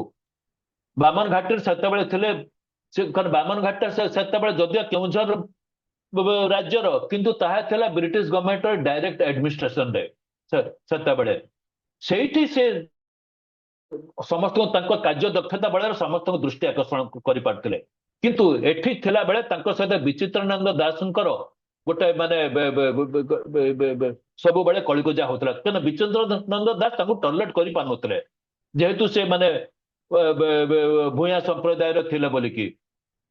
ତେଣୁ ଏଇଭଳି ଭାବରେ ଚାଲିଥିଲା। ଏବଂ କିନ୍ତୁ ଯେତେବେଳେ ସେ ବାମନ ଘାଟିରେ ରହିଲେ, ସେଇଠି ତା ନିଜ କାର୍ଯ୍ୟ ଦକ୍ଷତା ବଳରେ ସମସ୍ତଙ୍କୁ ସେ ଇମ୍ପ୍ରେସ କରିଦେଲେ। ତେଣୁ ତାଙ୍କ ସମସ୍ତଙ୍କୁ ସେ ଏଇଭଳି ଭାବରେ ଯୋଉ ଇମ୍ପ୍ରେସ କଲେ, ସେଇଥିରେ ଧନୁଜା ନାରାୟଣ ଭଞ୍ଜ ମଧ୍ୟ ବହୁତ ମାନେ ଖୁସି ହେଇକି ତାଙ୍କୁ ପୁଣି ଥରେ ତାଙ୍କୁ ଡକେଇଲେ ଏଇଠି ମାନେ କେଉଁଝରରେ ଚାକିରି କରିବା ପାଇଁ। ଏବଂ କାହିଁକି ଡକେଇଲେ ନା, ଯେ 1888 ମସିହାରେ କେଉଁଝରରେ ଗୋଟେ ଲ୍ୟାଣ୍ଡ ରେଭିନ୍ୟୁ ସେଟଲମେଣ୍ଟ ମାନେ ଲ୍ୟାଣ୍ଡ ଆଉ ଥରେ ସର୍ଭେ ହବାର ଥିଲା, ସର୍ଭେ ହେଇକି ରିଭିଜନ ହବାର ଥିଲା। ତେଣୁ ସେଇଥିପାଇଁ କି ସେ ଧରଣୀଧରଙ୍କୁ ପୁଣି ଡକେଇଲେ ଏବଂ ସିଏ ମଧ୍ୟ ଆସିଲେ ଏବଂ ସେ କାମ ସେ କରୁଥାନ୍ତି। କିନ୍ତୁ ସେଇ ସମୟରେ ଘଟଣାଟା ହଉଛି ରାଜାଙ୍କର ଅତ୍ୟାଚାରଟା ଅତି ପିକ୍ ପିରିୟଡରେ ପହଞ୍ଚିଲା, ଯାହାକି ଧରଣୀଧର ମାନେ ଲକ୍ଷ୍ୟ କରୁଥିଲେ। କିନ୍ତୁ ଗୋଟେ କଥା ମୁଁ ଏଇ ସବୁ କହିବି, ରାଜା ଅତ୍ୟାଚାରୀ ହେଲେ ମଧ୍ୟ ଧରଣୀଧରଙ୍କର ରାଜାଙ୍କ ପ୍ରତି ଗୋଟେ ଶ୍ରଦ୍ଧା ଥିଲା। ଶ୍ରଦ୍ଧା ଏଇଥିପାଇଁ ଥିଲା ଯେ ସିଏ ତାଙ୍କୁ ପଢେଇଥିଲେ ବୋଲିକି। ତେଣୁ ସେ ରାଜାଙ୍କୁ ବିଶେଷ କିଛି ମାନେ କହିପାରୁନ, ତାଙ୍କ ଦେଖିଲେ ତାଙ୍କ ଭୂୟାଁ ମାନଙ୍କ ଉପରେ ବହୁତ ଅତ୍ୟାଚାର ବି ହଉଛି, କିନ୍ତୁ ସେ ବିଷୟରେ ସେ ବିଶେଷ କିଛି କହୁନଥିଲେ, ବା ଯଦି ବା କହୁଥିଲେ ରାଜା ତାଙ୍କୁ ମାନେ ଚୁପ୍ କରି ଦଉଥିଲେ, ଏଇଭଳି ଅବସ୍ଥାରେ ଥିଲା। ଏବଂ ସେଇଠି ସିଏ ଫକୀର ମୋହନଙ୍କୁ ମଧ୍ୟ ଜାଣିଥିଲେ। ଜାଣିଲେ ଏତିକି ଏଇଥିପାଇଁ କି ଯେ 1890 ମସିହାରେ ଯେତେବେଳେ ସେତେବେଳେ ଗୋଟେ ମାନେ ସିଂଭୂମ ଏବଂ ମାନେ ଛୋଟନାଗପୁର ଏବଂ କେଉଁଝର ଏଇ ଦିଟାର ସୀମା ବିବାଦ ଚାଲିଥିଲା। ସେତେବେଳେ କେଉଁଝର ବହୁତ ରାଜ୍ୟକୁ ଛୋଟନାଗପୁର ନେଇ ଯାଇଥିଲା, କିନ୍ତୁ ଛୋଟନାଗପୁରଟା ସିଂଭୂମଟା ସେତେବେଳେ ଖାସ ହେଇଯାଇଥିଲା। ଅର୍ଜୁନ ସିଂଙ୍କ ବିଦ୍ରୋହ ପରେ ସେଟା ଖାସ ହେଇକି ଡାଇରେକ୍ଟ ମାନେ ବ୍ରିଟିଶ ଗଭର୍ଣ୍ଣମେଣ୍ଟର ମ୍ୟାନେଜମେଣ୍ଟରେ ଥିଲା। ତେଣୁ ଏଇ ଯୋଉ ବାଉଣ୍ଡରୀ ଡିସ୍ପ୍ୟୁଟଟାକୁ ସେଟଲ କରିବା ପାଇଁ କି ସେତେବେଳେ ସେମାନେ ଡକେଇଥିଲେ କେଉଁଝର ରାଜ୍ୟରୁ ସର୍ଭେୟର ଏବଂ ପ୍ରଧାନ କର୍ମଚାରୀଙ୍କୁ। ତେଣୁ ରାଜା ପଠେଇଲେ କାହାକୁ ନା ଫକୀର ମୋହନଙ୍କୁ। ଯଦିଓ କୌଣସି ରେକର୍ଡରେ ନାହିଁ ଯେ ଧରଣୀଧର ତାଙ୍କ ସହିତ ଯାଇଥିଲେ ବୋଲିକି, କିନ୍ତୁ ଏହା ନିଶ୍ଚିତ କଥା ଯେ ଧରଣୀଧର ସର୍ଭେୟର ହିସାବରେ ତାଙ୍କ ସହିତ ନିଶ୍ଚୟ ଯାଇଛନ୍ତି, କାହିଁକିନା ଫକୀରମୋହନ ତାଙ୍କ ଆତ୍ମଚରିତ୍ର ମଧ୍ୟ ଲେଖିଛନ୍ତି। ସିଏ ଗଲେ ଏବଂ ବିଚିତ୍ରାନନ୍ଦ ଦାସ ଗଲେ ଆସିଷ୍ଟାଣ୍ଟ ମ୍ୟାନେଜର, ତା ସହିତ ଆହୁରି କିଛି ଯାଇଥିଲେ ପରେ ମାନେ ଚାଲି ଚାଲି ହଉ କିମ୍ବା ଘୋଡାରେ ଗଲେ, ଏମାନେ 2 ଜଣ ଗଲେ ହାତୀରେ। ଏବଂ ସିଏ ଯିବା ପୂର୍ବରୁ ଚାଇବସାକୁ ଯିବା ପୂର୍ବରୁ ସେଇ ଯୋଉଟା କି ଡିସ୍ପ୍ୟୁଟେଡ ଜାଗା, ଯୋଉଟା କି ବୈତରଣୀ ନଦୀ କୂଳରେ ଲୁଙ୍ଗିକୁଦ ଯୋଉ ବଡ ରେସ୍, ସେଇଠି ଯାଇକି ମଧ୍ୟ ସେ ସର୍ଭେ କରିଥିଲେ। ଏବଂ ଏଇ ସର୍ଭେରେ ତାଙ୍କୁ ଧରଣୀଧର ତାଙ୍କୁ ନିଶ୍ଚୟ ବ୍ରିଫ୍ କରିଥିବେ ଯେ ଏଇଟା ହଉଛି ଡିସ୍ପ୍ୟୁଟେଡ ଜାଗା, କିନ୍ତୁ ମ୍ୟାପ ଅନୁସାରେ ଏଇଟା ଆମର ହବା କଥା, ସେମାନେ ନେଇଯାଇଛନ୍ତି। ଏବଂ ସେଇଟାକୁ ପାଇକି ଫକୀରମୋହନ ଯାଇକି ସେଇଠି ଇଏ କୋର୍ଟର ଚାଇବସା କୋର୍ଟରେ ମଧ୍ୟ ତାଙ୍କୁ ବୁଝେଇଲେ, କହିଲେ, ଏବଂ ସେମାନେ ମଧ୍ୟ ଫକୀରମୋହନଙ୍କ ଯୁକ୍ତିଟାକୁ ମାନି ନେଲେ। ମାନି ନେଲା ପରେ ସେ କେଉଁଝର ରାଜ୍ୟ ତା ଫେରି ପାଇଥିଲା ତା ରାଜ୍ୟକୁ। କିନ୍ତୁ ଏଇଟା କେମିତି ସେ ଫେରି ପାଇଲା ତାର ମାନେ ମୁଁ ଟିକେ ପରେ ମୁଁ କହିବି।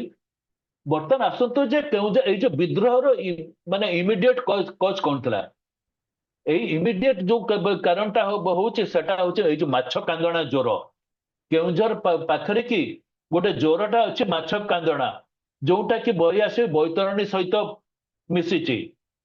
ରାଜାଙ୍କ ପ୍ଲାନ ଥିଲା ଯେ ସେଇ ଯଦି ଜ୍ୱରଟାକୁ ଯଦି ମାନେ କୌଣସି ସମୟ ରୁଟ ଟାକୁ ଡାଇଭର୍ଟ କରିଦେଇକି ମାନେ ସହର ଭିତରକୁ ଅଣାଯାଏ, ତାହେଲେ ସହରବାସୀ ପାଣି ପାଇପାରିବେ, ଇରିଗେସନ ସେଠି ହବ ଏବଂ ତା ଦ୍ୱାରା ଲୋକଙ୍କର ସ୍ୱାସ୍ଥ୍ୟାବସ୍ଥାର ଉନ୍ନତି ହବ। ବହୁତ ଭଲ ପ୍ଲାନଟା, କିନ୍ତୁ ରାଜା ସେଥିପାଇଁ ପଇସା ଖର୍ଚ୍ଚ କରିବାକୁ ଚାହୁଁନଥିଲେ। ସେଥିପାଇଁ କିନ୍ତୁ କେମିତି ହବ ଏ ପ୍ଲାନଟା କେମିତି ଏକ୍ଜିକ୍ୟୁଟ ହବ, ସେଥିପାଇଁ ତ ଜଣେ ସିଭିଲ ଇଞ୍ଜିନିୟରଙ୍କ ତ ପରାମର୍ଶ ଦରକାର। କିନ୍ତୁ ତାଙ୍କ ସିଭିଲ ଇଞ୍ଜିନିୟର କିଏ ନଥିଲେ, ସେଇ ବିଚିତ୍ରାନନ୍ଦ ଦାସ। ସେ ପ୍ରଥମେ ଫକୀରମୋହନଙ୍କୁ ପଚାରିଲେ ଏ କଥା ଯେ ଆମ ପ୍ଲାନ ଅଛି, ଏଇଟା ଆପଣ କଣ କହୁଛନ୍ତି? ଫକୀରମୋହନ ସେଠୁ ବିଚିତ୍ରାନନ୍ଦ ଦାସକୁ କହିଲେ ଯେ ଏଇ ସ୍କିମଟା ପାଇଁକି 10,000 ଟଙ୍କା ଖର୍ଚ୍ଚ ହବ। କିନ୍ତୁ ତାହା ଶୁଣିକି ରାଜା ବିରକ୍ତ ହେଲେ। ସେ କହିଲେ ଯେ ସିଏ ମ୍ୟାନେଜର ବାବୁ ତ ସବୁଥିରେ ପଇସା ଖର୍ଚ୍ଚ କରିବାକୁ ଚାହାନ୍ତି, ତେଣୁ ସେ ତାଙ୍କୁ ଆଉ କିଛି ସେ କହିଲେନି। ସେ ସେଇ ବିଚିତ୍ରାନନ୍ଦ ଦାସକୁ ଗଲେ, ବିଚିତ୍ରାନନ୍ଦ ଦାସ ତାଙ୍କୁ କହିଲେ ଯେ ମୁଁ ବେଠି ଲଗେଇକି ଏଟା କରେଇଦେବି। ତେଣୁ ତାପରେ ସେ ଆରମ୍ଭ ହେଇଗଲା ବେଠି। ଫକୀରମୋହନଙ୍କୁ ସେ କେବଳ ଅର୍ଡର ଦେଲେ ଯେ କଲିକତାରୁ ଏତେ ବଡ ବଡ ମାନେ ଚିତ୍ତ ଉଚ୍ଚା ମାନେ ଯୋଉ ଶାବଳ ଏବଂ ଆଉ କିଛି ମାନେ ଖୋଳିଆ ମାନେ ଯନ୍ତ୍ର ତାଙ୍କୁ ଆପଣ ମଗେଇ ଦିଅନ୍ତୁ, ଏବଂ ଫକୀରମୋହନ ସେୟା କଲେ। ତାପରେ ସେଇ ମାଛ କାନ୍ଦଣ ସେ ଖୋଳାଖୋଳି କାମ ଆରମ୍ଭ କଲା, ଆରମ୍ଭ ମାନେ ହେଲା। କିନ୍ତୁ ସେଇ କେମିତି ରୁଟ ଟାକୁ ଡାଇଭର୍ଟ କରେ ଯେ ସେ ସମ୍ପୂର୍ଣ୍ଣ ପ୍ଲାନ ଦେଲେ କିଏ ନା ବିଚିତ୍ରାନନ୍ଦ ଦାସ। କୌଣସି ସିଭିଲ ଇଞ୍ଜିନିୟରଙ୍କ ପରାମର୍ଶ ନିଆ ହୋଇନାହିଁ, କାହିଁକିନା ଜଣେ ବାହାରୁ ଜଣେ ସିଭିଲ ଇଞ୍ଜିନିୟର ଆସିଥିଲେ, ସେ ପଇସା ନେଇଥାନ୍ତେ। ତେଣୁ ସେ ଚାହୁଁଥିଲେ ମାଗଣା କାମ ଏତେ ବଡ ସ୍କିମଟାକୁ କରେଇଦେବେ। କିନ୍ତୁ ଏଇ କାମଟା ସହଜ ବି ନଥିଲା। ବେଠିଆ ମାନେ ସାଧାରଣତଃ ଗରିବ ଲୋକ, ସେମାନେ କୁଆଡୁ ଘରୁ ସେମାନେ ମାନେ ଯିଏ ଅଳ୍ପ କେହି ହୁଏତ ଚାଉଳ ବା ଡାଲି ଆଣିଥିବ ରୋଷେଇ କରିବା ପାଇଁ କି, କିନ୍ତୁ ସମସ୍ତେ ତ ଆଣିପାରିବେ ନା। କିଏ ଏଠୁ ପଇସା ନେଲେ ଯାଇକି କିଛି କିଣିଲେ ଯାଇ ତାଙ୍କ ଘରେ ଯାଇ ଚୁଲି ଜଳୁଥିଲା। ତେଣୁ ଯିଏ ଉପାସ ରହିଲା, ତା ଖାଇବା ପିଇବା ପାଇଁ କୌଣସି ବ୍ୟବସ୍ଥା ବିଚିତ୍ରାନନ୍ଦ ଦାସ କଲେଣି। ସେ କହିଲେ ଏମାନେ ତ ବେଠିଆ, ଏମାନଙ୍କୁ ମାନେ ତାଙ୍କୁ କଣ ପଇସା ଦିଆଯିବ। ତେଣୁ ଯିଏ କାମରେ ଟିକେ ମାନେ ଢିଲା କଲା, ସିଏ ତାକୁ ସେ ମାନେ ବେତ ମାଡ ଚାବୁକ ମାଡ ଦେଲେ। ଏଇଭଳିଆ ଯୋଉ ଅତ୍ୟାଚାର ଚାଲିଲା, ଏଇଥର ଧରଣୀ ବହୁତ ବିଚଳିତ ହେଲା ଏବଂ ସିଏ କେବଳ ଗୋଟେ କାମ କଲେ, ସେ ତାକୁ କେମିତି ମାନେ ଏଇଟା ରାଜାଙ୍କ ଅତ୍ୟାଚାରରୁ ମୁକ୍ତି ପାଇବେ, ସେଥିପାଇଁ ସେ କିଛିଟା ସେଇ ସମୟରେ ଗୋପନରେ ପରାମର୍ଶ କରିବାକୁ ଲାଗିଲେ।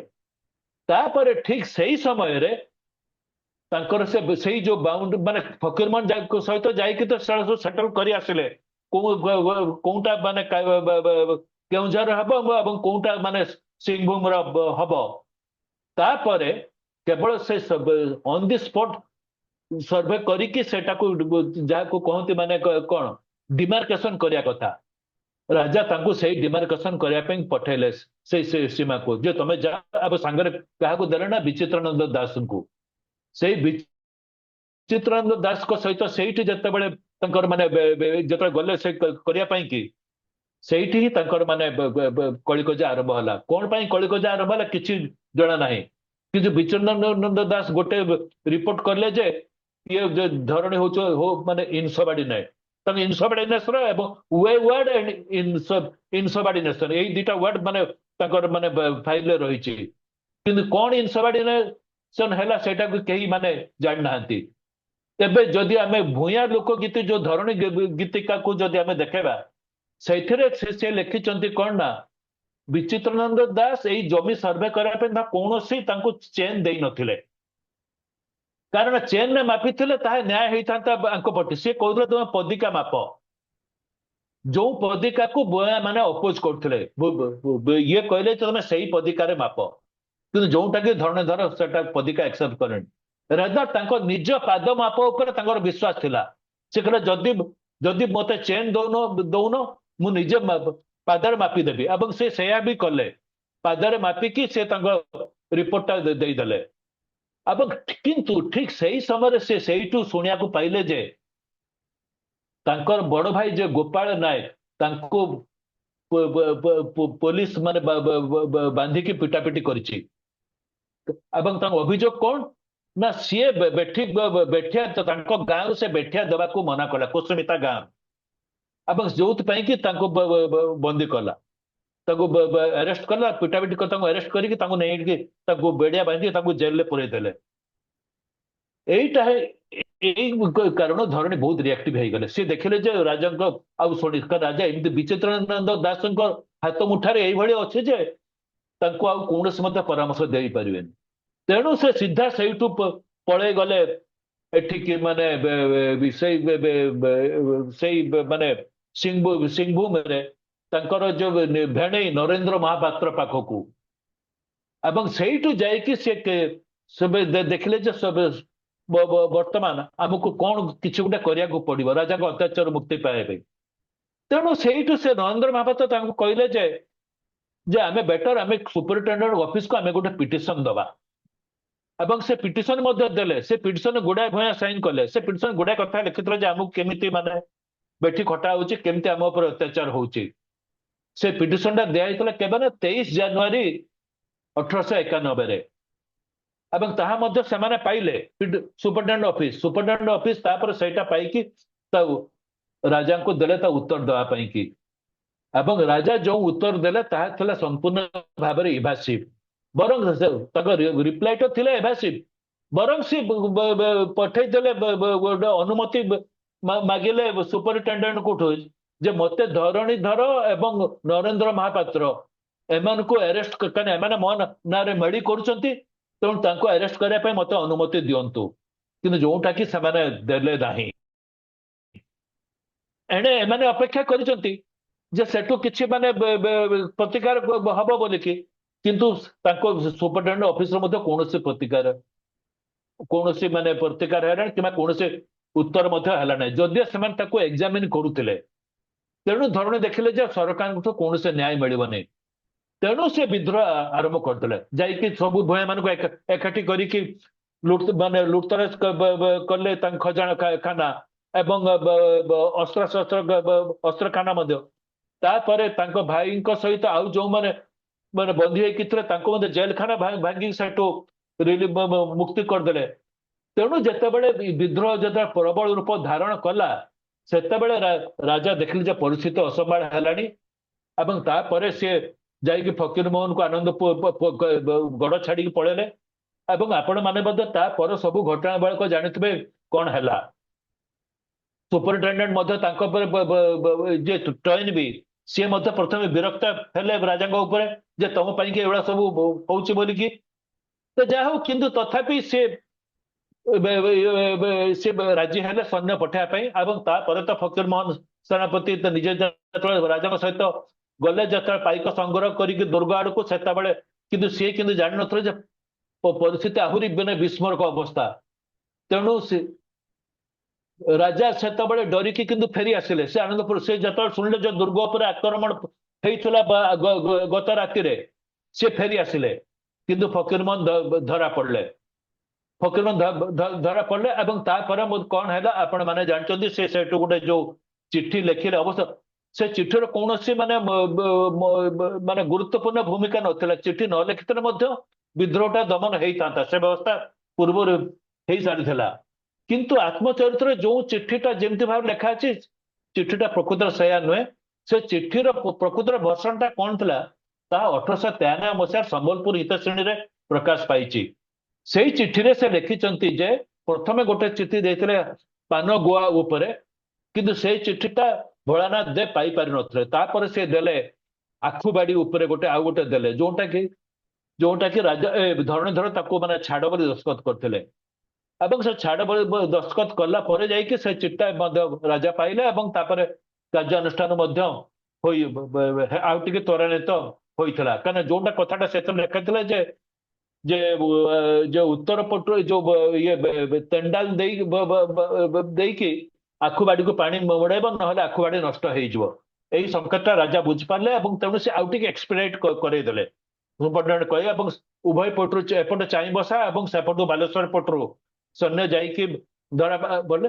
ଏଇଠି ପ୍ରଶ୍ନ ଉଠୁଛେ ଯେ ଧରଣୀଧରଙ୍କର କଣ ଆତ୍ମସମର୍ପଣ କଲେ ନା ଫକୀର ମୋହନ ତାଙ୍କୁ କହିବାରୁ ସେ ଯାଇକି ମାନେ ଆତ୍ମସମର୍ପଣ କଲେ? ହଁ, ଏଇଟା ସତ କଥା। ଧରଣୀଧର ନିଜ ସ୍ୱଇଚ୍ଛାରେ ଆତ୍ମସମର୍ପଣ କରିନଥିଲେ। ସିଏ ଯେତେବେଳେ ସେ ଖବର ପାଇଲେ ଯେ ଏପଟୁ ଚାଇଁବସା ଆଡୁ ଡସନ ସାହେବ ତାଙ୍କର ସୈନ୍ୟ ନେଇକି ଆସୁଛନ୍ତି, ସେଟା ତାଙ୍କୁ ଜଣେଇଲେ କିଏ ନା ଶଶିଭୂଷଣ ରାୟ, ମାନେ ଚାଇଁବସାର ଯୋଉ ପୋଲିସ ସବ ଇନ୍ସପେକ୍ଟର ଓଡିଆ ସିଏ। ତାଙ୍କୁ ଧରଣୀଧର ପୂର୍ବରୁ ଚିହ୍ନିଥିଲେ, ତାଙ୍କର ବନ୍ଧୁ ମଧ୍ୟ। ସେଇ ତାଙ୍କୁ କହିଲେ ଯେ ଡସନ ସାହେବ ଆସୁଛନ୍ତି ବୋଲିକି। ଏବଂ ସେଇଠି ଫକୀର ମୋହନ ତାଙ୍କୁ ଏବଂ ଶଶିଭୂଷଣ ରାୟ ସେମାନେ ଧରଣୀଧରଙ୍କୁ ବୁଝେଇଛନ୍ତି ଯେ ଆପଣ ଆତ୍ମସମର୍ପଣ କରିଦିଅନ୍ତୁ। କାରଣ ଆପଣ ଯଦି ଆତ୍ମସମର୍ପଣ ନ କରିବେ, ଆପଣ ଲୁଚିବେ, ବ୍ରିଟିଶ ସମାଜ ଆପଣଙ୍କୁ ଯେମିତି ହେଲେ ବାହାର କରିବ ଏବଂ ଆରେଷ୍ଟ କରିବ। ସେତେବେଳେ ଆପଣଙ୍କର କେସର ମାନେ ଦଫାଟା ଆହୁରି ବଢିଯିବ। ତେଣୁ ବେଟର, ଟ୍ରେନ ବି ତ ଜାଣିଛନ୍ତି ରାଜାଙ୍କ ଅତ୍ୟାଚାର କଥା। ତେଣୁ ଆପଣ ଯଦି ଆତ୍ମସମର୍ପଣ କରିକି ସବୁ ସତ କଥା ଗୁଡା କହିଦେବେ, ଆପଣଙ୍କ ପ୍ରତି ଦଣ୍ଡଟା କୋହଳ ହେଇଯିବ। ଏବଂ ମୋର ଯାହା ମନେ ହଉଛି ଏଇଠି ତାଙ୍କର ଫକୀର ମୋହନଙ୍କ ସହିତ ତାଙ୍କର ଗୋଟେ ଗୁପ୍ତ ବୁଝାମଣା ହେଇଥିଲା, ଯୋଉଟାକି ଆତ୍ମଚରିତ୍ର ସେସବୁ କଥା କିଛି ଲେଖି ନାହାନ୍ତି ଯେ ଆପଣ ଆତ୍ମସମର୍ପଣ କଲେ ମୁଁ ମଧ୍ୟ ଆପଣଙ୍କୁ ଚେଷ୍ଟା କରିବି ମାନେ ବଞ୍ଚାଇବା ପାଇଁ କି, ଏବଂ ଏହା ମଧ୍ୟ ହୋଇଥିବା ଖୁବ ସମ୍ଭବ। ତେଣୁ ସେଇ ଅନୁସାରେ ଧରଣୀଧର ଯାଇକି ମଧ୍ୟ ଆତ୍ମସମର୍ପଣ କରିଛନ୍ତି। ଏବଂ ସେ ଯେତେବେଳେ ଆତ୍ମସମର୍ପଣ ଯୋଗ ଭଳି ଭାବରେ କଲେ, ସେ ବିଷୟରେ ଯିଏ ଡସନ ଯିଏକି ତାଙ୍କୁ ଆରେଷ୍ଟ କଲେ, ସିଏ ଲେଖିଛନ୍ତି ଯେ ମୁଁ ଘୋଡାରେ ଯାଉଥିଲି, ସେପଟୁ ଧରଣୀଧର ଗୋଟେ ହାତୀ ଉପରୁ ଆସିକି ସେ ମୋ ସାମ୍ନାରେ ପହଞ୍ଚି ସେ ତଳକୁ ଓହ୍ଲେଇକି ତାପରେ ନିଜ ଖଣ୍ଡାଟା ଆଣିକି ମତେ ଦେଇକି ମତେ କହିଲେ ଯେ ମୋ ବେକଟା କାଟିଦିଅ, ଏଇଭଳିଆ। ତେଣୁ ଏଇଥିରୁ ମାନେ ସ୍ପଷ୍ଟ ଯେ ଧରଣୀଧର ମାନେ ଆତ୍ମସମର୍ପଣ କରିଛନ୍ତି ଏବଂ ଏଇ ଆତ୍ମସମର୍ପଣ ତାଙ୍କୁ ଫକୀର ମୋହନ ଏବଂ ଶଶିଭୂଷଣ ରାୟ ଏଇ ଦୁଇ ଜଣଙ୍କର ଗୋଟେ ମାନେ ବଡ ଭୂମିକା ରହିଥିଲା। ବର୍ତ୍ତମାନ କଥା ହଉଛି ଯେ ଆତ୍ମସମର୍ପଣ କଲା ପରେ ଏମାନେ ରାଜା ତ ପଶି ଆସିଲେ, ରାଜା ମଧ୍ୟ ଆସିଲେ କୋଉଠୁ, ଆନନ୍ଦପୁରରେ ଥିଲେ। ସେ ବାଲେଶ୍ୱରରୁ ଯୋଉ ଆସୁଥିଲେ ସୈନ୍ୟ ଗାୟସ ବୋଲିକି, ଗାୟସ ସାହେବ ତାଙ୍କରି ନେତୃତ୍ୱରେ ସେ ଆସି ପହଞ୍ଚିଲେ। ଏପଟେ ଡସନ ମଧ୍ୟ ଆସିକି କେଉଁଝରରେ ପହଞ୍ଚିଲେ। ରଜା ତାପରେ କଣ କଲେ ନା, ଏତେ ସେ ରାଗିକି ଥିଲେ, ସେ ଯାହାକୁ ମାନେ ତାହାକୁ ଉପରେ ସେ ବେତମାଡ଼ ଚଳେଇବାକୁ ଆରମ୍ଭ କଲେ। ଏବଂ ସେଇଠୁ ସେ ଯୋଉ ବେତମାଳ ଚଢେଇଲେ, ତା ଉପରେ ଫକୀର ମୋହନ ପ୍ରତିବାଦ କରିଥିଲେ। ସେ ପର୍ଯ୍ୟନ୍ତ ରାଜାଙ୍କ ସହିତ ସେ ଫେସ୍ ଟୁ ଫେସ୍ କେବେ ତାଙ୍କର ହେଇନଥିଲା। ସେ କହିଲେ ଯେ ଆପଣ ତାଙ୍କୁ ବିଚାର ନ କରିକି କାହିଁକି ତାଙ୍କୁ ଆପଣ ଏମିତି ଦଣ୍ଡ ଦଉଛନ୍ତି? କିନ୍ତୁ ରାଜା ସେତେବେଳେ କୌଣସି ମାନେ କମ୍ପ୍ରମାଇଜିଂ ମୁଡରେ ନଥିଲେ। ସେ ଯାହାକୁ ମାନେ ତାକୁ ବେତମାଡ଼ କରିଥିଲେ ଆଉ ତାଙ୍କୁ ଫକୀର ମୋହନ ତାକୁ ପ୍ରତିବାଦ କଲେ। ଏବଂ ତାପରେ ସେ କଣ ନା ଗୋଟେ ନିଷ୍କର ଜମି ଉପରେ ରାଗିକି ତାପରେ ମଧ୍ୟ କର ମାନେ ଇମ୍ପୋଜ କଲେ, ତାହାର ମଧ୍ୟ ଫକୀର ମୋହନ ପ୍ରତିବାଦ କରିଥିଲେ।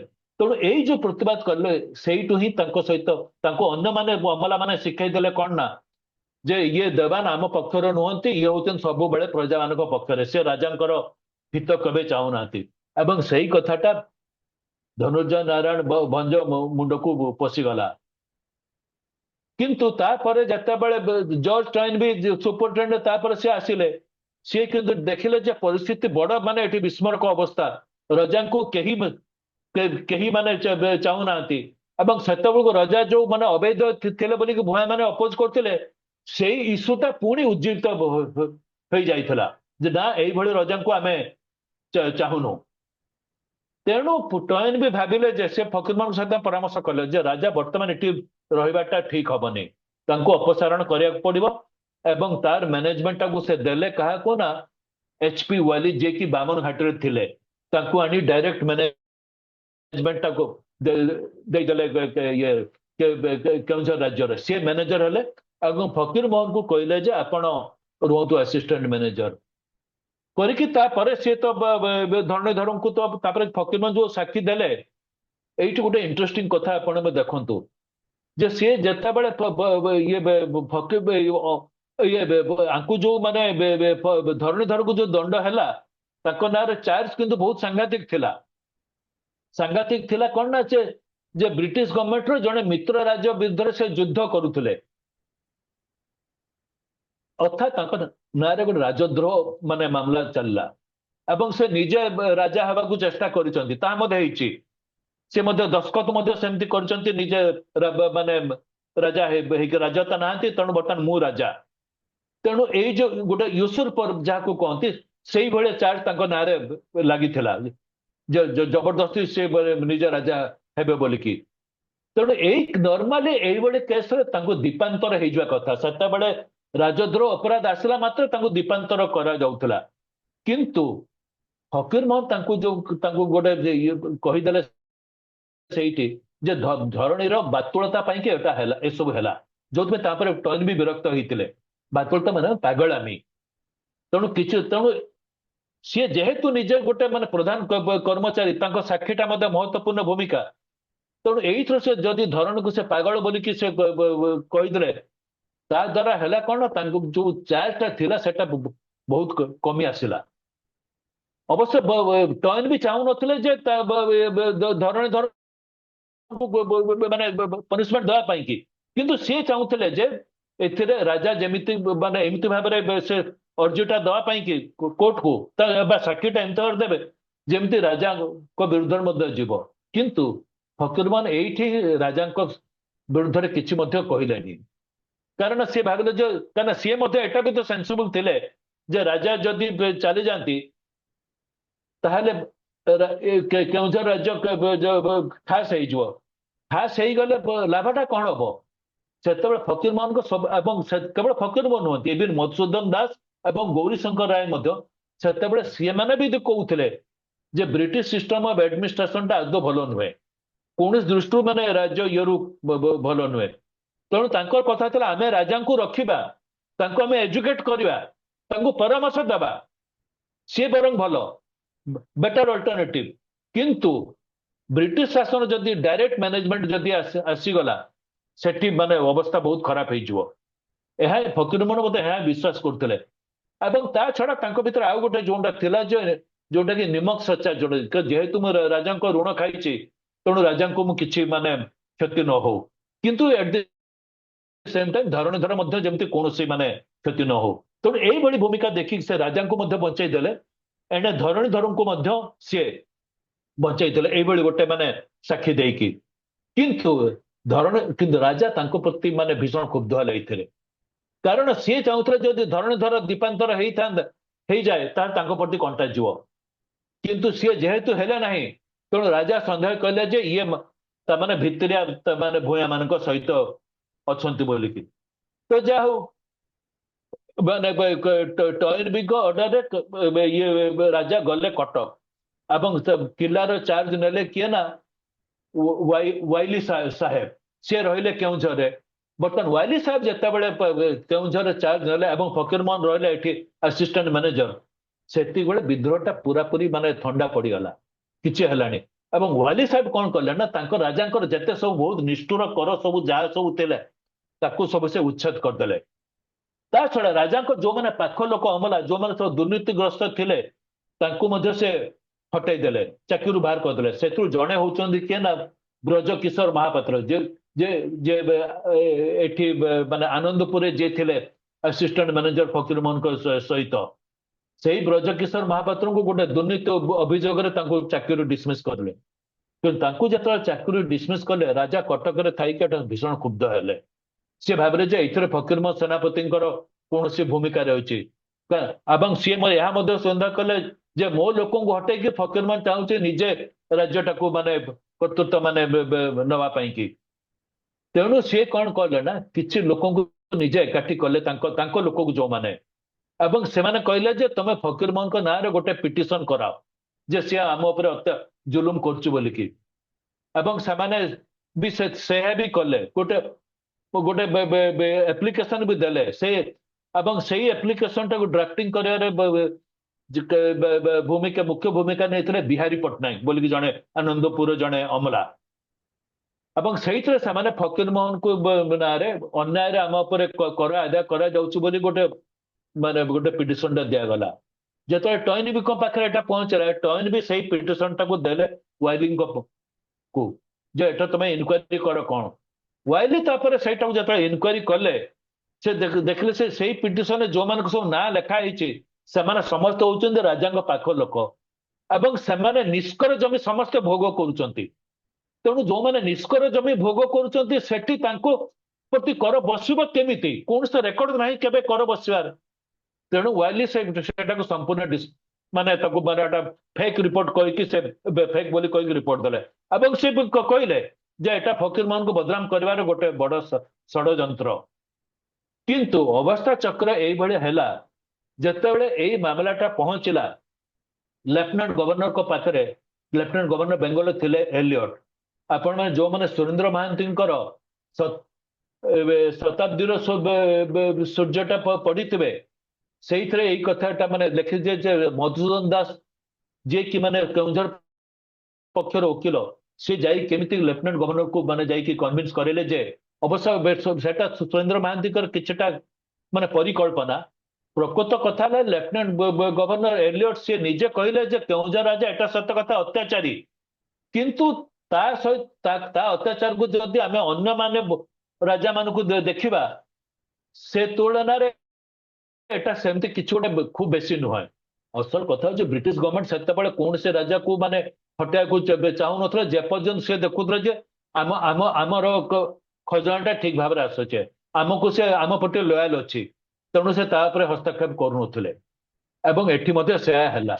ତେଣୁ ସିଏ କହିଲେ ଯେ ଧନୁର୍ଜୟ ନାରାୟଣ ଭଞ୍ଜ ବରଂ ଆଉ ଥରେ ତାକୁ ମାନେ ସିଂହାସନ ତାକୁ ଦିଅ, କିନ୍ତୁ ସେଠି ସେ ଡିସିସନଟା ହେଲା ଯେହେତୁ ତାଙ୍କର ଫକୀରମୋହନଙ୍କ ଉପରେ ଆଉ ଭରସା ନାହିଁ, ଏବଂ ତେଣୁ ଫକୀରମୋହନ ମଧ୍ୟ ନିଜେ ମଧ୍ୟ କହିଲେ ଯେ ରାଜାଙ୍କ ମୋ ପ୍ରତି ଯୋଉ ଭରସା ନାହିଁ ମୁଁ ଆଉ ଚାକିରି କରିପାରିବିନି। ଟଇନ ବି କିନ୍ତୁ ଚାହୁଁଥିଲେ ସିଏ ରହନ୍ତୁ ବୋଲିକି, କିନ୍ତୁ ସିଏ ମନା କଲେ। ଏବଂ ରାଜା ମଧ୍ୟ ତାଙ୍କୁ କହିଲେ ଯେ ନା ସେ ତାଙ୍କ ଉପରେ ମୋର ଆଉ ଭରସା ନାହିଁ, ସେ ମୋ ହିତ କେବେ ଚାହିଁବେନି, ତେଣୁ ସେ ରାଜ୍ୟରୁ ଅପସାରି ଯାଆନ୍ତୁ।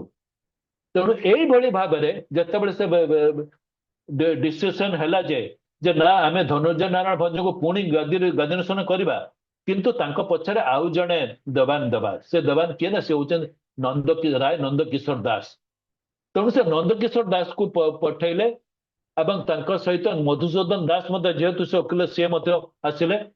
ଏଠି ଆଉ ଗୋଟେ କଥା ଯୋଉଟା କି ମୋର ଯୋଉଟା ଅନୁମାନ, ମଧୁସୂଦନ ଦାସଙ୍କ ସହିତ ଫକୀରମୋହନଙ୍କର ମଧ୍ୟ କିଛି ବୁଝାମଣା ହୋଇଥିବ, ଯୋଉଥିରେ ମଧୁସୂଦନ ଦାସ ତାଙ୍କୁ ବି କହିଥିବେ ଯେ ଆପଣ ଏଠି ରୁହନ୍ତୁନି, ତେଣୁ ଆପଣ ରହିଲେ ରାଜାଙ୍କ ଯେହେତୁ ଆପଣଙ୍କ ପ୍ରତି ଭରସା ନାହିଁ, ତେଣୁ ଆପଣ ଚାକିରି କରିପାରିବେ ନାହିଁ, ତେଣୁ ଆପଣ ବେଟର ଏଠୁ ଛାଡି ଦିଅନ୍ତୁ। ତେଣୁ ଶେଷରେ ଯେତେବେଳେ ସିଏ ଆସିଲେ, ଯେତେବେଳେ ଧନୁର୍ଜୟ ନାରାୟଣ ଭଞ୍ଜ କେଉଁଝର କିଲ୍ଲା ଚାର୍ଜ ନେବା ପାଇଁ କି ସେତିକି ବେଳେ ତାଙ୍କୁ ରାସ୍ତାରେ ଫକୀରମୋହନ ଆନନ୍ଦପୁର ତାଙ୍କୁ ଚାର୍ଜ ଦେଇଦେଲେ, ଚାର୍ଜ ହ୍ୟାଣ୍ଡ ଓଭର କରିଦେଇକି ତାପରେ ପଳେଇଲେ। ଏଇଠୁ ଫକୀରମୋହନଙ୍କର ରୋଲଟା ଶେଷ ହେଲା। କିନ୍ତୁ ଧନୁର୍ଜୟ ନାରାୟଣ ଭଞ୍ଜ ଆସିଲା ପରେ ରାଜ୍ୟରେ ପୁଣି ବିଦ୍ରୋହ ତେଜି ଉଠିଲା। ସବୁ ଭୂୟା ମାନେ କହିଲେ ଯେ ବାପଟା ରହିଲା, ପୁଅଟା କାହିଁକି ରହିଲା? ଏଠି ବାପ ଅର୍ଥ ମାନେ ସେମାନେ ଭାବୁଛନ୍ତି ଧନୁର୍ଜୟ ନାରାୟଣ ଭଞ୍ଜ ତ ବାପ, ଆଉ ଧରଣୀଧର ହଉଛନ୍ତି ତାଙ୍କ ପୁଅ ଏଇଥିପାଇଁ କି ସେ କହୁଥିଲେ ଯେ ଭୂୟା ମାନଙ୍କର ଗୋଟେ ବିଶ୍ୱାସ ମାନେ ତାଙ୍କର ବିଶ୍ୱାସ ଥିଲା ରାଜା ଯଦି ଅତ୍ୟାଚାରୀ ହବ ତାଙ୍କୁ ଆମେ ମାନେ ଅବସର ଦେଇକି ନିଜ ରାଜାକୁ ନିଜ ମନ ମୁତାବକ ରାଜାକୁ ଆମେ ବାଛି ପାରିବା। ଏହା ତାଙ୍କ ଭିତରେ ଗୋଟେ ମାନେ ଟ୍ରାଇବାଲ କଷ୍ଟମ ତାଙ୍କ ଭିତରେ ବଳବତ୍ତର ଥିଲା। ତେଣୁ ଯେତେବେଳେ ଯୋଉ ସମୟରେ ମାନେ ରାଜା ପଳେଇଥିଲେ ଏଠିକି କଟକ ସେଇ ସମୟରେ ଏବଂ ଯୋଉ ସମୟରେ ଧରଣୀ ନିଜକୁ ମାନେ ଶାସନ ଭାର ଗ୍ରହଣ କଲେ ସିଏ ଲେଖୁଥିଲେ ନିଜକୁ ଟିକାୟତ ସେ ରାଜା ବୋଲି ବି ଲେଖୁନଥିଲେ କିନ୍ତୁ ଟିକାୟତ ବୋଲି ଲେଖୁଥିଲେ ଅର୍ଥାତ୍ ସେଇ ଟିକାୟତ ଲେଖିବାର କାରଣ ହଉଛି ଯେ ଏଟା ହଉଛି ଗୋଟେ ପାୱାର ସେୟାରିଂ ଫର୍ମୁଲା ଯେ ତମେ ତ ଅତ୍ୟାଚାର କରୁଛ ତମେ ତ ବିଚିତ୍ର ଦାସଙ୍କ କଥାରେ ରହୁଛ ତେଣୁ ତମେ ତମେ ପୁରାପୁରି ତମ ହାତକୁ ଆମେ ପାୱାର ଦବୁନି ଆମେ ନିଜେ ମଧ୍ୟ ପାୱାର ଏକ୍ସରସାଇଜ କରୁ ତମକୁ ହଟେଇବାର ଆମର କୌଣସି ଯୋଜନା ନାହିଁ ତମେ ରୁହ ଶାସନ ଏଇଆ ସେ ଗୋଟେ ଚିଠି ଲେଖିଥିଲେ ସୁପରିଟେଣ୍ଡେଣ୍ଟଙ୍କ ପାଖକୁ ସେ ଚିଠି ମଧ୍ୟ ଧରା ପଡିଲା ଯୋଉଥିରେ ସେ ନିଜକୁ ଟିକାୟତ ବୋଲି ମଧ୍ୟ ଲେଖିଛନ୍ତି ଏବଂ ସେଇଥିରେ ସେ ଲେଖିଛନ୍ତି ରାଜାଙ୍କୁ କୁହନ୍ତୁ ସେ ଆମ ସହିତ ଆସି ବୁଝାମଣା କରିବେ ତେଣୁ ସେ ସେତେବେଳେ ଯେ ନିଜକୁ ଟିକାୟତ ବୋଲି ଘୋଷଣା କରିଥିଲେ ତେଣୁ କେଉଁଝର ଲୋକମାନେ ମଧ୍ୟ କହିଲେ ଯେ ସେ ହଉଛନ୍ତି ତାଙ୍କ ପୁଅ ତେଣୁ ସେଇଠୁ ସେମାନେ କହିଲେ ଯେ ବାପଟା ରହିଲା ପୁଅଟା କାହିଁକି ରହିଲା ଅର୍ଥାତ୍ ତମେ ତ ଆସିଲ କିନ୍ତୁ ଧରଣୀଧରକୁ କାହିଁକି ଜେଲରେ ରଖିଛ ତେଣୁ ସେତେ ରାଜ୍ୟରେ ପୁଣି ଥରେ ବିଦ୍ରୋହ ତେଜି ଉଠିଲା ଏବଂ ଏଇ ବିଦ୍ରୋହ ମଧ୍ୟ ଚାଲିଥିଲା 1895 ପର୍ଯ୍ୟନ୍ତ କିନ୍ତୁ ତାହା ତ ମୋର କହିବାର ମାନେ ଏଇ ମାନେ ଲେକ୍ଚରର ସ୍କୋପ ନୁହେଁ ତେଣୁ ମୁଁ ସେଇ ବିଷୟରେ ଆଉ ବର୍ତ୍ତମାନ କିଛି କହୁନାହିଁ ତେଣୁ ମୋଟାମୋଟି ଏହା ହିଁ ଥିଲା ଫକୀର ମୋହନଙ୍କର ଭୂମିକା କେଉଁଝର ପ୍ରଜା ବିଦ୍ରୋହରେ ସିଏ ଉଭୟ ଆଡକୁ ଚେଷ୍ଟା କରିଛନ୍ତି ମାନେ ଇଏ କରିବା ପାଇଁ କି ବୋଥ ଭୂୟାଁ ଏବଂ ମାନେ ସୁପରିଟେଣ୍ଡେଣ୍ଟ ବୋଥ ଭୂୟାଁ ଏବଂ ରାଜାଙ୍କ ପ୍ରତି କିନ୍ତୁ ଭୂୟାଙ୍କର ସେ ମାନେ କନଫିଡେନ୍ସ କେତେ ଆଣିପାରିଲେ ତାହା ତ କାରଣ ସିଏ ତ ଭୂୟାଁ ମାନଙ୍କ ପାଖରେ ନଥିଲେ ତାଙ୍କ ଆଡମିନିଷ୍ଟ୍ରେସନ ସହିତ ତାଙ୍କର କୌଣସି ଇଭେନ ବିଦ୍ରୋହ ପରେ ମଧ୍ୟ ସିଏ ଆନନ୍ଦପୁରରେ ରହିଲେ କିନ୍ତୁ ରାଜାଙ୍କର ସେ କନଫିଡେନ୍ସ ହରେଇଲେ ଏବଂ ସେଠୁ ସେ ଚାଲି ଆସିଲେ ଯଦିଓ ତାଙ୍କର ଉଦ୍ଦେଶ୍ୟ ଥିଲା ମହତ୍ କିନ୍ତୁ ସେ ମହତ୍ ଉଦ୍ଦେଶ୍ୟକୁ ସମସ୍ତେ ବୁଝିପାରି ନାହାନ୍ତି ଯୋଉଥିପାଇଁ କି ସେ ଆଜି ପର୍ଯ୍ୟନ୍ତ ତାଙ୍କୁ ନିନ୍ଦିତ ହଉଛନ୍ତି ତେଣୁ ଏହା ହିଁ ବର୍ତ୍ତମାନ ମୋର ବକ୍ତବ୍ୟ ଧନ୍ୟବାଦ ସାର୍ ଏଇ ଯୋଉ ଉପାଖ୍ୟାନଟି ଆଜି ଆପଣ କହିଲେ ୟାକୁ ଆମେ ସ୍କୁଲ ସମୟରୁ ପଢି ଆସିଥିଲୁ ଯେମିତି ଯୋଉ ଚିଠିଟା ଯୋଉ ଭୋଳାନାଥ ଖମାରିଆ ଜାଣିବୁ ମହାରାଣୀଙ୍କ ପୁତ୍ର ନିମନ୍ତେ ନିତାନ୍ତ ଦରକାର 100 ପାନ 200 ଗୁଳି ଯାହା ହଉ ଆଜି ପୁଣି ସେ ବିଷୟରେ ସବିସ୍ତାରେ ଆପଣଙ୍କ ଠାରୁ ଶୁଣି ବହୁତ ଖୁସି ଲାଗିଲା ମୋର ଖାଲି ଗୋଟିଏ ପ୍ରଶ୍ନ ତାପରେ ଆମେ ସମସ୍ତଙ୍କ ଠାରୁ ଆମେ ମତ ଆଉ ମନ୍ତବ୍ୟ ନବା ବିନାୟକ ଦତ୍ତ ସାର୍ ନମସ୍କାର ହଁ। ୟେସ୍ ମୁଁ ଖାଲି ଲଲାଟ ଜାଣିବାକୁ ଚାହୁଁଛି ଯେ ଫକୀର ମୋହନଙ୍କର ଲାଷ୍ଟ ଆସାଇନମେଣ୍ଟ କଣ ଥିଲା ଲାଷ୍ଟ ଆସାଇନମେଣ୍ଟ ମାନେ କୋଉଟା କହୁଛନ୍ତି ଆପଣ କୋଉ ସେ କଥାଟା ଯୋଉ ଦେବାନ ହିସାବରେ ସେ ତ ହୁଁ କେତେ ଗୁଡେ ଜାଗାରେ ଦେବାନ ହେଇଛନ୍ତି ଆଜ୍ଞା କେଉଁଝରକୁ ଆସିବା ପୂର୍ବରୁ ସେ ଡମ୍ପଡା ବି ଥିଲେ ଡମ୍ପଡାରେ ଥିଲେ ଡମ୍ପଡା ପରେ ସେ ଦଶପଲ୍ଲା ବି ଗଲେ ଦଶପଲ୍ଲା ଯାଇଛନ୍ତି ତାପରେ ସେ ଆସିଛନ୍ତି ପାଲହଡା ପାଲହଡା ପରେ କେଉଁଝର ଆଚ୍ଛା କେଉଁଝରଟା ଲାଷ୍ଟ ଆସାଇନମେଣ୍ଟ ତାପରେ ସେ ନା ତାଙ୍କ ତାପରେ ବି ଅଛନ୍ତି ଠିକ ଆସିଥିଲେ କେନ୍ଦ୍ରାପଡାରେ ଥିଲେ କେନ୍ଦ୍ରାପଡ଼ା ରାଧେଶ୍ୟାମ ନରେନ୍ଦ୍ର ଦେବଙ୍କ ନା ଭୁଲ କହିଲି ଇଏ ପରେ କେଉଁଝର ପରେ ଦ୍ୱିତୀୟ ଥର ପୁଣି ଦେବାନ ହେଲେ ଡମ୍ପଡାରେ ହେଇକି ଆଚ୍ଛା ଯାଇଥିଲେ ହଁ ହଁ ହଁ ହଁ ଆଚ୍ଛା ବିଶେଷ ତାପରେ କଥା ସେଠୁ ପୁଣି ଆସିଲା ପରେ କେନ୍ଦ୍ରାପଡା ଗଲେ ସେ ରାଧାଶ୍ୟାମ ନରେନ୍ଦ୍ର ଦେବଙ୍କର ମାନେ ଦେବାନ ହେଇକି ଦେବାନ ଆଚ୍ଛା ମ୍ୟାନେଜର ତାଙ୍କ ଡେଜିନେସନ ଥିଲା ମ୍ୟାନେଜର ସେ ତ ରଜା ନଥିଲେ କେନ୍ଦ୍ରାପଡ଼ା ତ ରଜା ନଥିଲେ ନା ଦେବାନ ଜମିଦାର ଥିଲେ ଆଜ୍ଞା ଆଜ୍ଞା।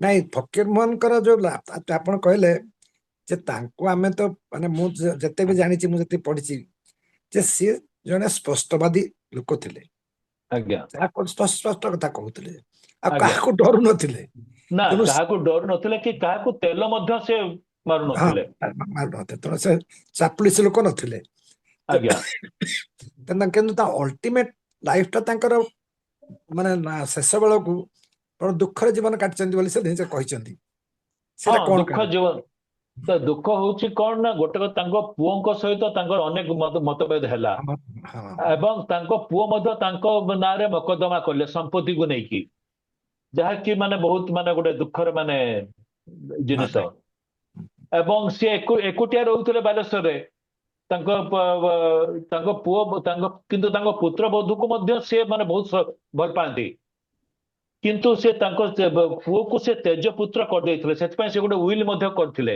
ସେ ୱିଲ୍ଟା ମିଳିଛି, କାରଣ ସେ ଲେଖିଲେ ଯେ ଇଏ ତ ମତେ ବହୁତ କଷ୍ଟ ଦଉଛି, ତେଣୁ ମୋ ସମ୍ପତ୍ତି ଉପରେ ତାର କୌଣସି ଅଧିକାର ନାହିଁ। ତେଣୁ କିନ୍ତୁ ଏଇଭଳି ଭାବରେ ସେ ଜନ୍ ବିମ୍ସଙ୍କ ସାଙ୍ଗରେ ତାଙ୍କର ତ ଭଲ ସମ୍ପର୍କ ଥିଲା। ବହୁତ ଭଲ ଜନ୍ ବିମ୍ସ ସମ୍ପର୍କ ଥିଲା, କଟକ ଆସିବା ପୂର୍ବରୁ ତ ବାଲେଶ୍ୱର କଲେକ୍ଟର ଥିଲେ। ବାଲେଶ୍ୱର କଲେକ୍ଟର ଥିଲେ। ହଁ, ତେଣୁ ତାଙ୍କର ବହୁତ ଭଲ ଟର୍ମସ ଥିଲା ଜନ୍ ବିମ୍ସଙ୍କ ଉପରେ। ଆଜ୍ଞା, ଜନ୍ ବିମ୍ସ ତାଙ୍କୁ ଆକ୍ଚୁଆଲି ରିୱାର୍ଡ କରିଛନ୍ତି ବି। ବହୁତ ତାଙ୍କୁ ତାଙ୍କ ବହୁତ reward କରିଛନ୍ତି। ନୀଳଗିରିରେ ତାଙ୍କରି ରେକମେଣ୍ଡେସନ ସେ ଦେବାନ ହେଇଥିଲେ। ଆଜ୍ଞା, ତାପରେ ଡମ୍ପଡାରେ ମଧ୍ୟ ଦେବାନ ହେଲେ। ତାପରେ ସେଠୁ ପୁଣି ଢେଙ୍କାନାଳରେ ମ୍ୟାନେଜର କଲେ। ହଁ, ଢେଙ୍କାନାଳ ଅଳ୍ପ ଦିନ ମ୍ୟାନେଜର ହେଇଛନ୍ତି। ଅଳ୍ପ ଦିନ ନୁହେଁ, ବେଶ ଦିନ ଥିଲେ। ମୁଁ ଜାଣିବାରେ ଆଚ୍ଛା। ପ୍ରାୟ ବୋଧେ 3 ବର୍ଷ କାଳ ଥିଲେ ସିଏ।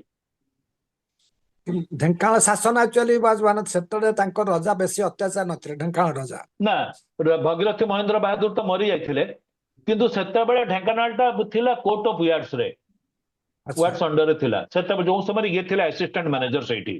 ହୁଁ। ହଉ ଆଜ୍ଞା, ବହୁତ ବହୁତ ଧନ୍ୟବାଦ। ବଢିଆ, ବହୁତ ପ୍ରେଜେଣ୍ଟେସନ ଆପଣ କଲେ। ଆଉ ମୁଁ ଆଜ୍ଞା ଇକୋନୋମିକ୍ସର ପ୍ରଫେସର, ହିଷ୍ଟ୍ରି କଲେ ଜାଣିନି। ତେଣୁ ହଁ, ମୁଁ ଜାଣିଛି। ଆପଣ ତ ଉତ୍କଳ ୟୁନିଭର୍ସିଟିରେ ଆପଣ ଭାଇସ୍ ଚାନ୍ସେଲର ଥିଲେ। ଆଜ୍ଞା ଆଜ୍ଞା, ତେଣୁ ଥ୍ୟାଙ୍କ ୟୁ ଭେରି ମଚ୍। ଆଉ I must compliment you, congratulate you for this. It is a Thank you. like eye-opening for me. Thank you very much. Thank you. Thank you. ରଖୁଛି, ହଁ। Rabindra sir.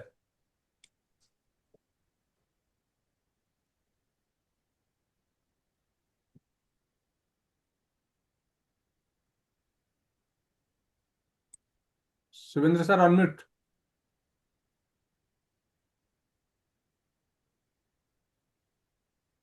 ମୋର କିଛି ପ୍ରଶ୍ନ ନାହିଁ, ବହୁତ କିଛି ପ୍ରଜା ବିଦ୍ରୋହ ବିଷୟରେ ଜାଣିବାକୁ ପଡିଲା।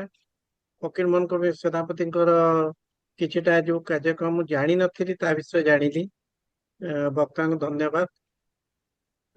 ଆଗକୁ ଏଭଳି ଅନେକ ଅଜଣା କଥା ଜାଣିବାକୁ ଇଚ୍ଛା ରଖିଛି ତାଙ୍କଠୁ, ସେତିକି କହି ଧନ୍ୟବାଦ ଦଉଛି।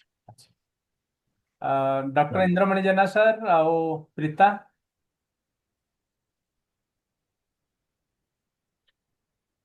ନମସ୍କାର ଆଜ୍ଞା। ମୋର ଆକ୍ଚୁଆଲି ଡାକ୍ତର ହିସାବରେ ମୁଁ ଏ ଭିତରକୁ ବହୁତ ପଶିନି, କିନ୍ତୁ ମତେ ବହୁତ ବାଧୁଛି ଆଜି ଶୁଣିଲା ପରେ। ଏଇ ଯୋଉ ଜିନିଷ ଆଜି ସାର୍ ଡିସ୍କସନ କଲେ, ଇଏ ପ୍ରତି stage Bai stage, day by day discussion ହେଲା। ଆମେ ଏବେ ଫକୀର ମୋହନକୁ ସମ୍ପୂର୍ଣ୍ଣ ଭାବରେ ପ୍ରତ୍ୟକ୍ଷବାଦୀ, ଆଉ ଯୋଉ ଜିନିଷଟା ଘଟୁଛି, ଯୋଉଟା ହବା କଥା, ସେ ଦିଗରେ ଯାଇଥିଲେ, କିନ୍ତୁ ଅନନେସେସରି ସାହିତ୍ୟରେ ତାଙ୍କ ଚରିତ୍ର ସଂହାର କରାଯାଇଛି। ମତେ ବହୁତ ଦୁଃଖ ଲାଗୁଛି ତାଙ୍କ ବିଷୟ ଶୁଣିଲା ବେଳକୁ। ତାଙ୍କୁ ବହୁତ ଲୋକ ତାଙ୍କ ବିରୁଦ୍ଧରେ ଲେଖିଛନ୍ତି, ବହୁତ ଜାଗାରେ ମୁଁ ପଢିଛି, କିନ୍ତୁ ଆଜି ମୁଁ ଜାଣିଲି ଯେ ସିଏ ସିଧାସଳଖ ଲୋକ ସାହିତ୍ୟରେ ଯେମିତି କରନ୍ତି, ତାଙ୍କ ଲେଖା ଆଉ ତାଙ୍କ କାର୍ଯ୍ୟ ସେଇଭଳିଆ। ମୁଁ ଆଜ୍ଞା ବିଶେଷ କିଛି ଜାଣିନି, ଆଉ ଏତିକି କହି ନମସ୍କାର। ପ୍ରଥମତଃ ବହୁତ ଧନ୍ୟବାଦ ଲଲାଟେନ୍ଦୁ ସାର୍ଙ୍କୁ। ମାନେ ଆପଣ ଟିକେ ଆପଣଙ୍କର ଇଏ ଆପଣଙ୍କ ପରିଚୟ, ଆପଣ ଟିକେ ପରିଚୟଟା ବିସ୍ତୃତ ଭାବରେ ଦେଲେ ମୁଁ ଖୁସି ହେବି। ଡକ୍ଟର ଇନ୍ଦ୍ରମଣି ଜେନା। ହଁ, ମୁଁ ଡକ୍ଟର ଇନ୍ଦ୍ରମଣି ଜେନା। ଡକ୍ଟର ଇନ୍ଦ୍ରମଣି ଜେନା, ଆମେ ପ୍ରାକ୍ଟିସନର ଆଣ୍ଡ ଆମେ ରାଇଟର। ହିଷ୍ଟ୍ରିରେ ଏହି ବିଷୟରେ କେତେ ଗୋଟେ ଜିନିଷ ଲେଖେ। ବହୁତ ଖୁସି ହେଲୁ ଶୁଣିକି। ଆଜ୍ଞା। ବର୍ତ୍ତମାନ ମ୍ୟାଡାମ କୁହନ୍ତୁ, ପ୍ରୀତା ମ୍ୟାଡାମ। ଆଜ୍ଞା, ବହୁତ ଧନ୍ୟବାଦ ସାର୍। ପ୍ରଥମତଃ ଆପଣଙ୍କର ଆପଣ ମାନେ ଏତେ ସବୁ ଘଟଣାକୁ କେମିତି ମନେ ରଖିକି ଆମକୁ ଗୋଟେ ଗପ କହିଲା ଭଳିଆ, ମାନେ ମୁଁ ତ ଖାଲି ଶୁଣୁଥିଲି, ମୁଁ ଇଭେନ୍ ସ୍କ୍ରିନ୍କୁ ବି ଅନେଇନି, ଗୋଟେ ଗପ ଶୁଣିଲା ଭଳିଆ ଲାଗିଲା। କିନ୍ତୁ ଏତେ ସୁନ୍ଦର ଭାବରେ ଷ୍ଟେପ୍ ବାଇ ଷ୍ଟେପ୍ ଆପଣ ବୁଝେଇଛନ୍ତି। ତା ଭିତରେ ବି ଲୋକମାନଙ୍କର ଯେଉଁ ସାଇକୋଲୋଜି ଥାଏ, ମାନେ ସେଗୁଡ଼ାକୁ ମାନେ ବି ଆପଣ ଯେଉଁ ପ୍ରକାରରେ ତାକୁ ବୁଝେଇକି କହିଛନ୍ତି କି ସବୁ ଜିନିଷ ଷ୍ଟ୍ରେଟ୍ ଫରୱାର୍ଡ଼ ନଥାଏ। ଆମେ ବେଳେବେଳେ ଲେଖାରେ ଲେଖା ହେଇଥାଏ କି ଯେମିତି ଇନ୍ଦ୍ରମଣି ଜେନା ସାର୍ କହିଲେ, କି ଆଗରୁ ଆପଣ ବି କହିଲେ, ଫକୀର ମୋହନଙ୍କୁ କେତେ ଅଯଥାରେ ତାଙ୍କର ଚରିତ୍ର ସଂହାର ବି କରାଯାଇଛି ମାନେ ବହୁତ ତାର ସେଡ୍ସ କରାଯାଇଛି। ନ ଜାଣିକି ଲୋକ ଗୋଟେ ଜିନିଷକୁ ଆଜ୍ଞା ଖିଅକୁ ଧରିକିରି କରିଥିବେ କିନ୍ତୁ ଆଜ୍ଞା ତାର କ'ଣ ପଟ୍ଟଭୂମି ଥିବ କ'ଣ ଆହୁରି ତା ଆଖପାଖରେ କ'ଣ ଘଟଣା ଥିବ ସେଭଳିଆ ନ ଜାଣିକି ସେମିତି କାଳରେ ବହୁତ ଲୋକଙ୍କ ସାଙ୍ଗରେ ହୁଏ ତେଣୁ ଆପଣ ଆଜ୍ଞା ଯେଉଁଟା ଆଜି ବୁଝେଇକି କହିଲେ ବହୁତ କିଛି ତା ଦେହରୁ ବହୁତ ଜାଣିବାକୁ ମିଳିଲା ମୁଁ ପର୍ସନାଲି ଆଜ୍ଞା ବାୟୋଗ୍ରାଫିଜ୍ ଆତ୍ମଚରିତ ଏତେ ପଢ଼ିବାକୁ ମୋତେ କେବେ ସାନବେଳୁ ମାନେ ଏତେ ଇଣ୍ଟରେଷ୍ଟ ନଥାଏ ବୋଲି ମୁଁ ବେଶୀ ପଢ଼ିନି କିନ୍ତୁ ଆଜ୍ଞା ବାବାଙ୍କଠୁ ମାନେ ଶୁଣିଛି ତାପରେ ଯେଉଁମାନଙ୍କ ବିଷୟରେ ଆଗ୍ରହ ତାଙ୍କ ବିଷୟରେ ଖାଲି ମୁଁ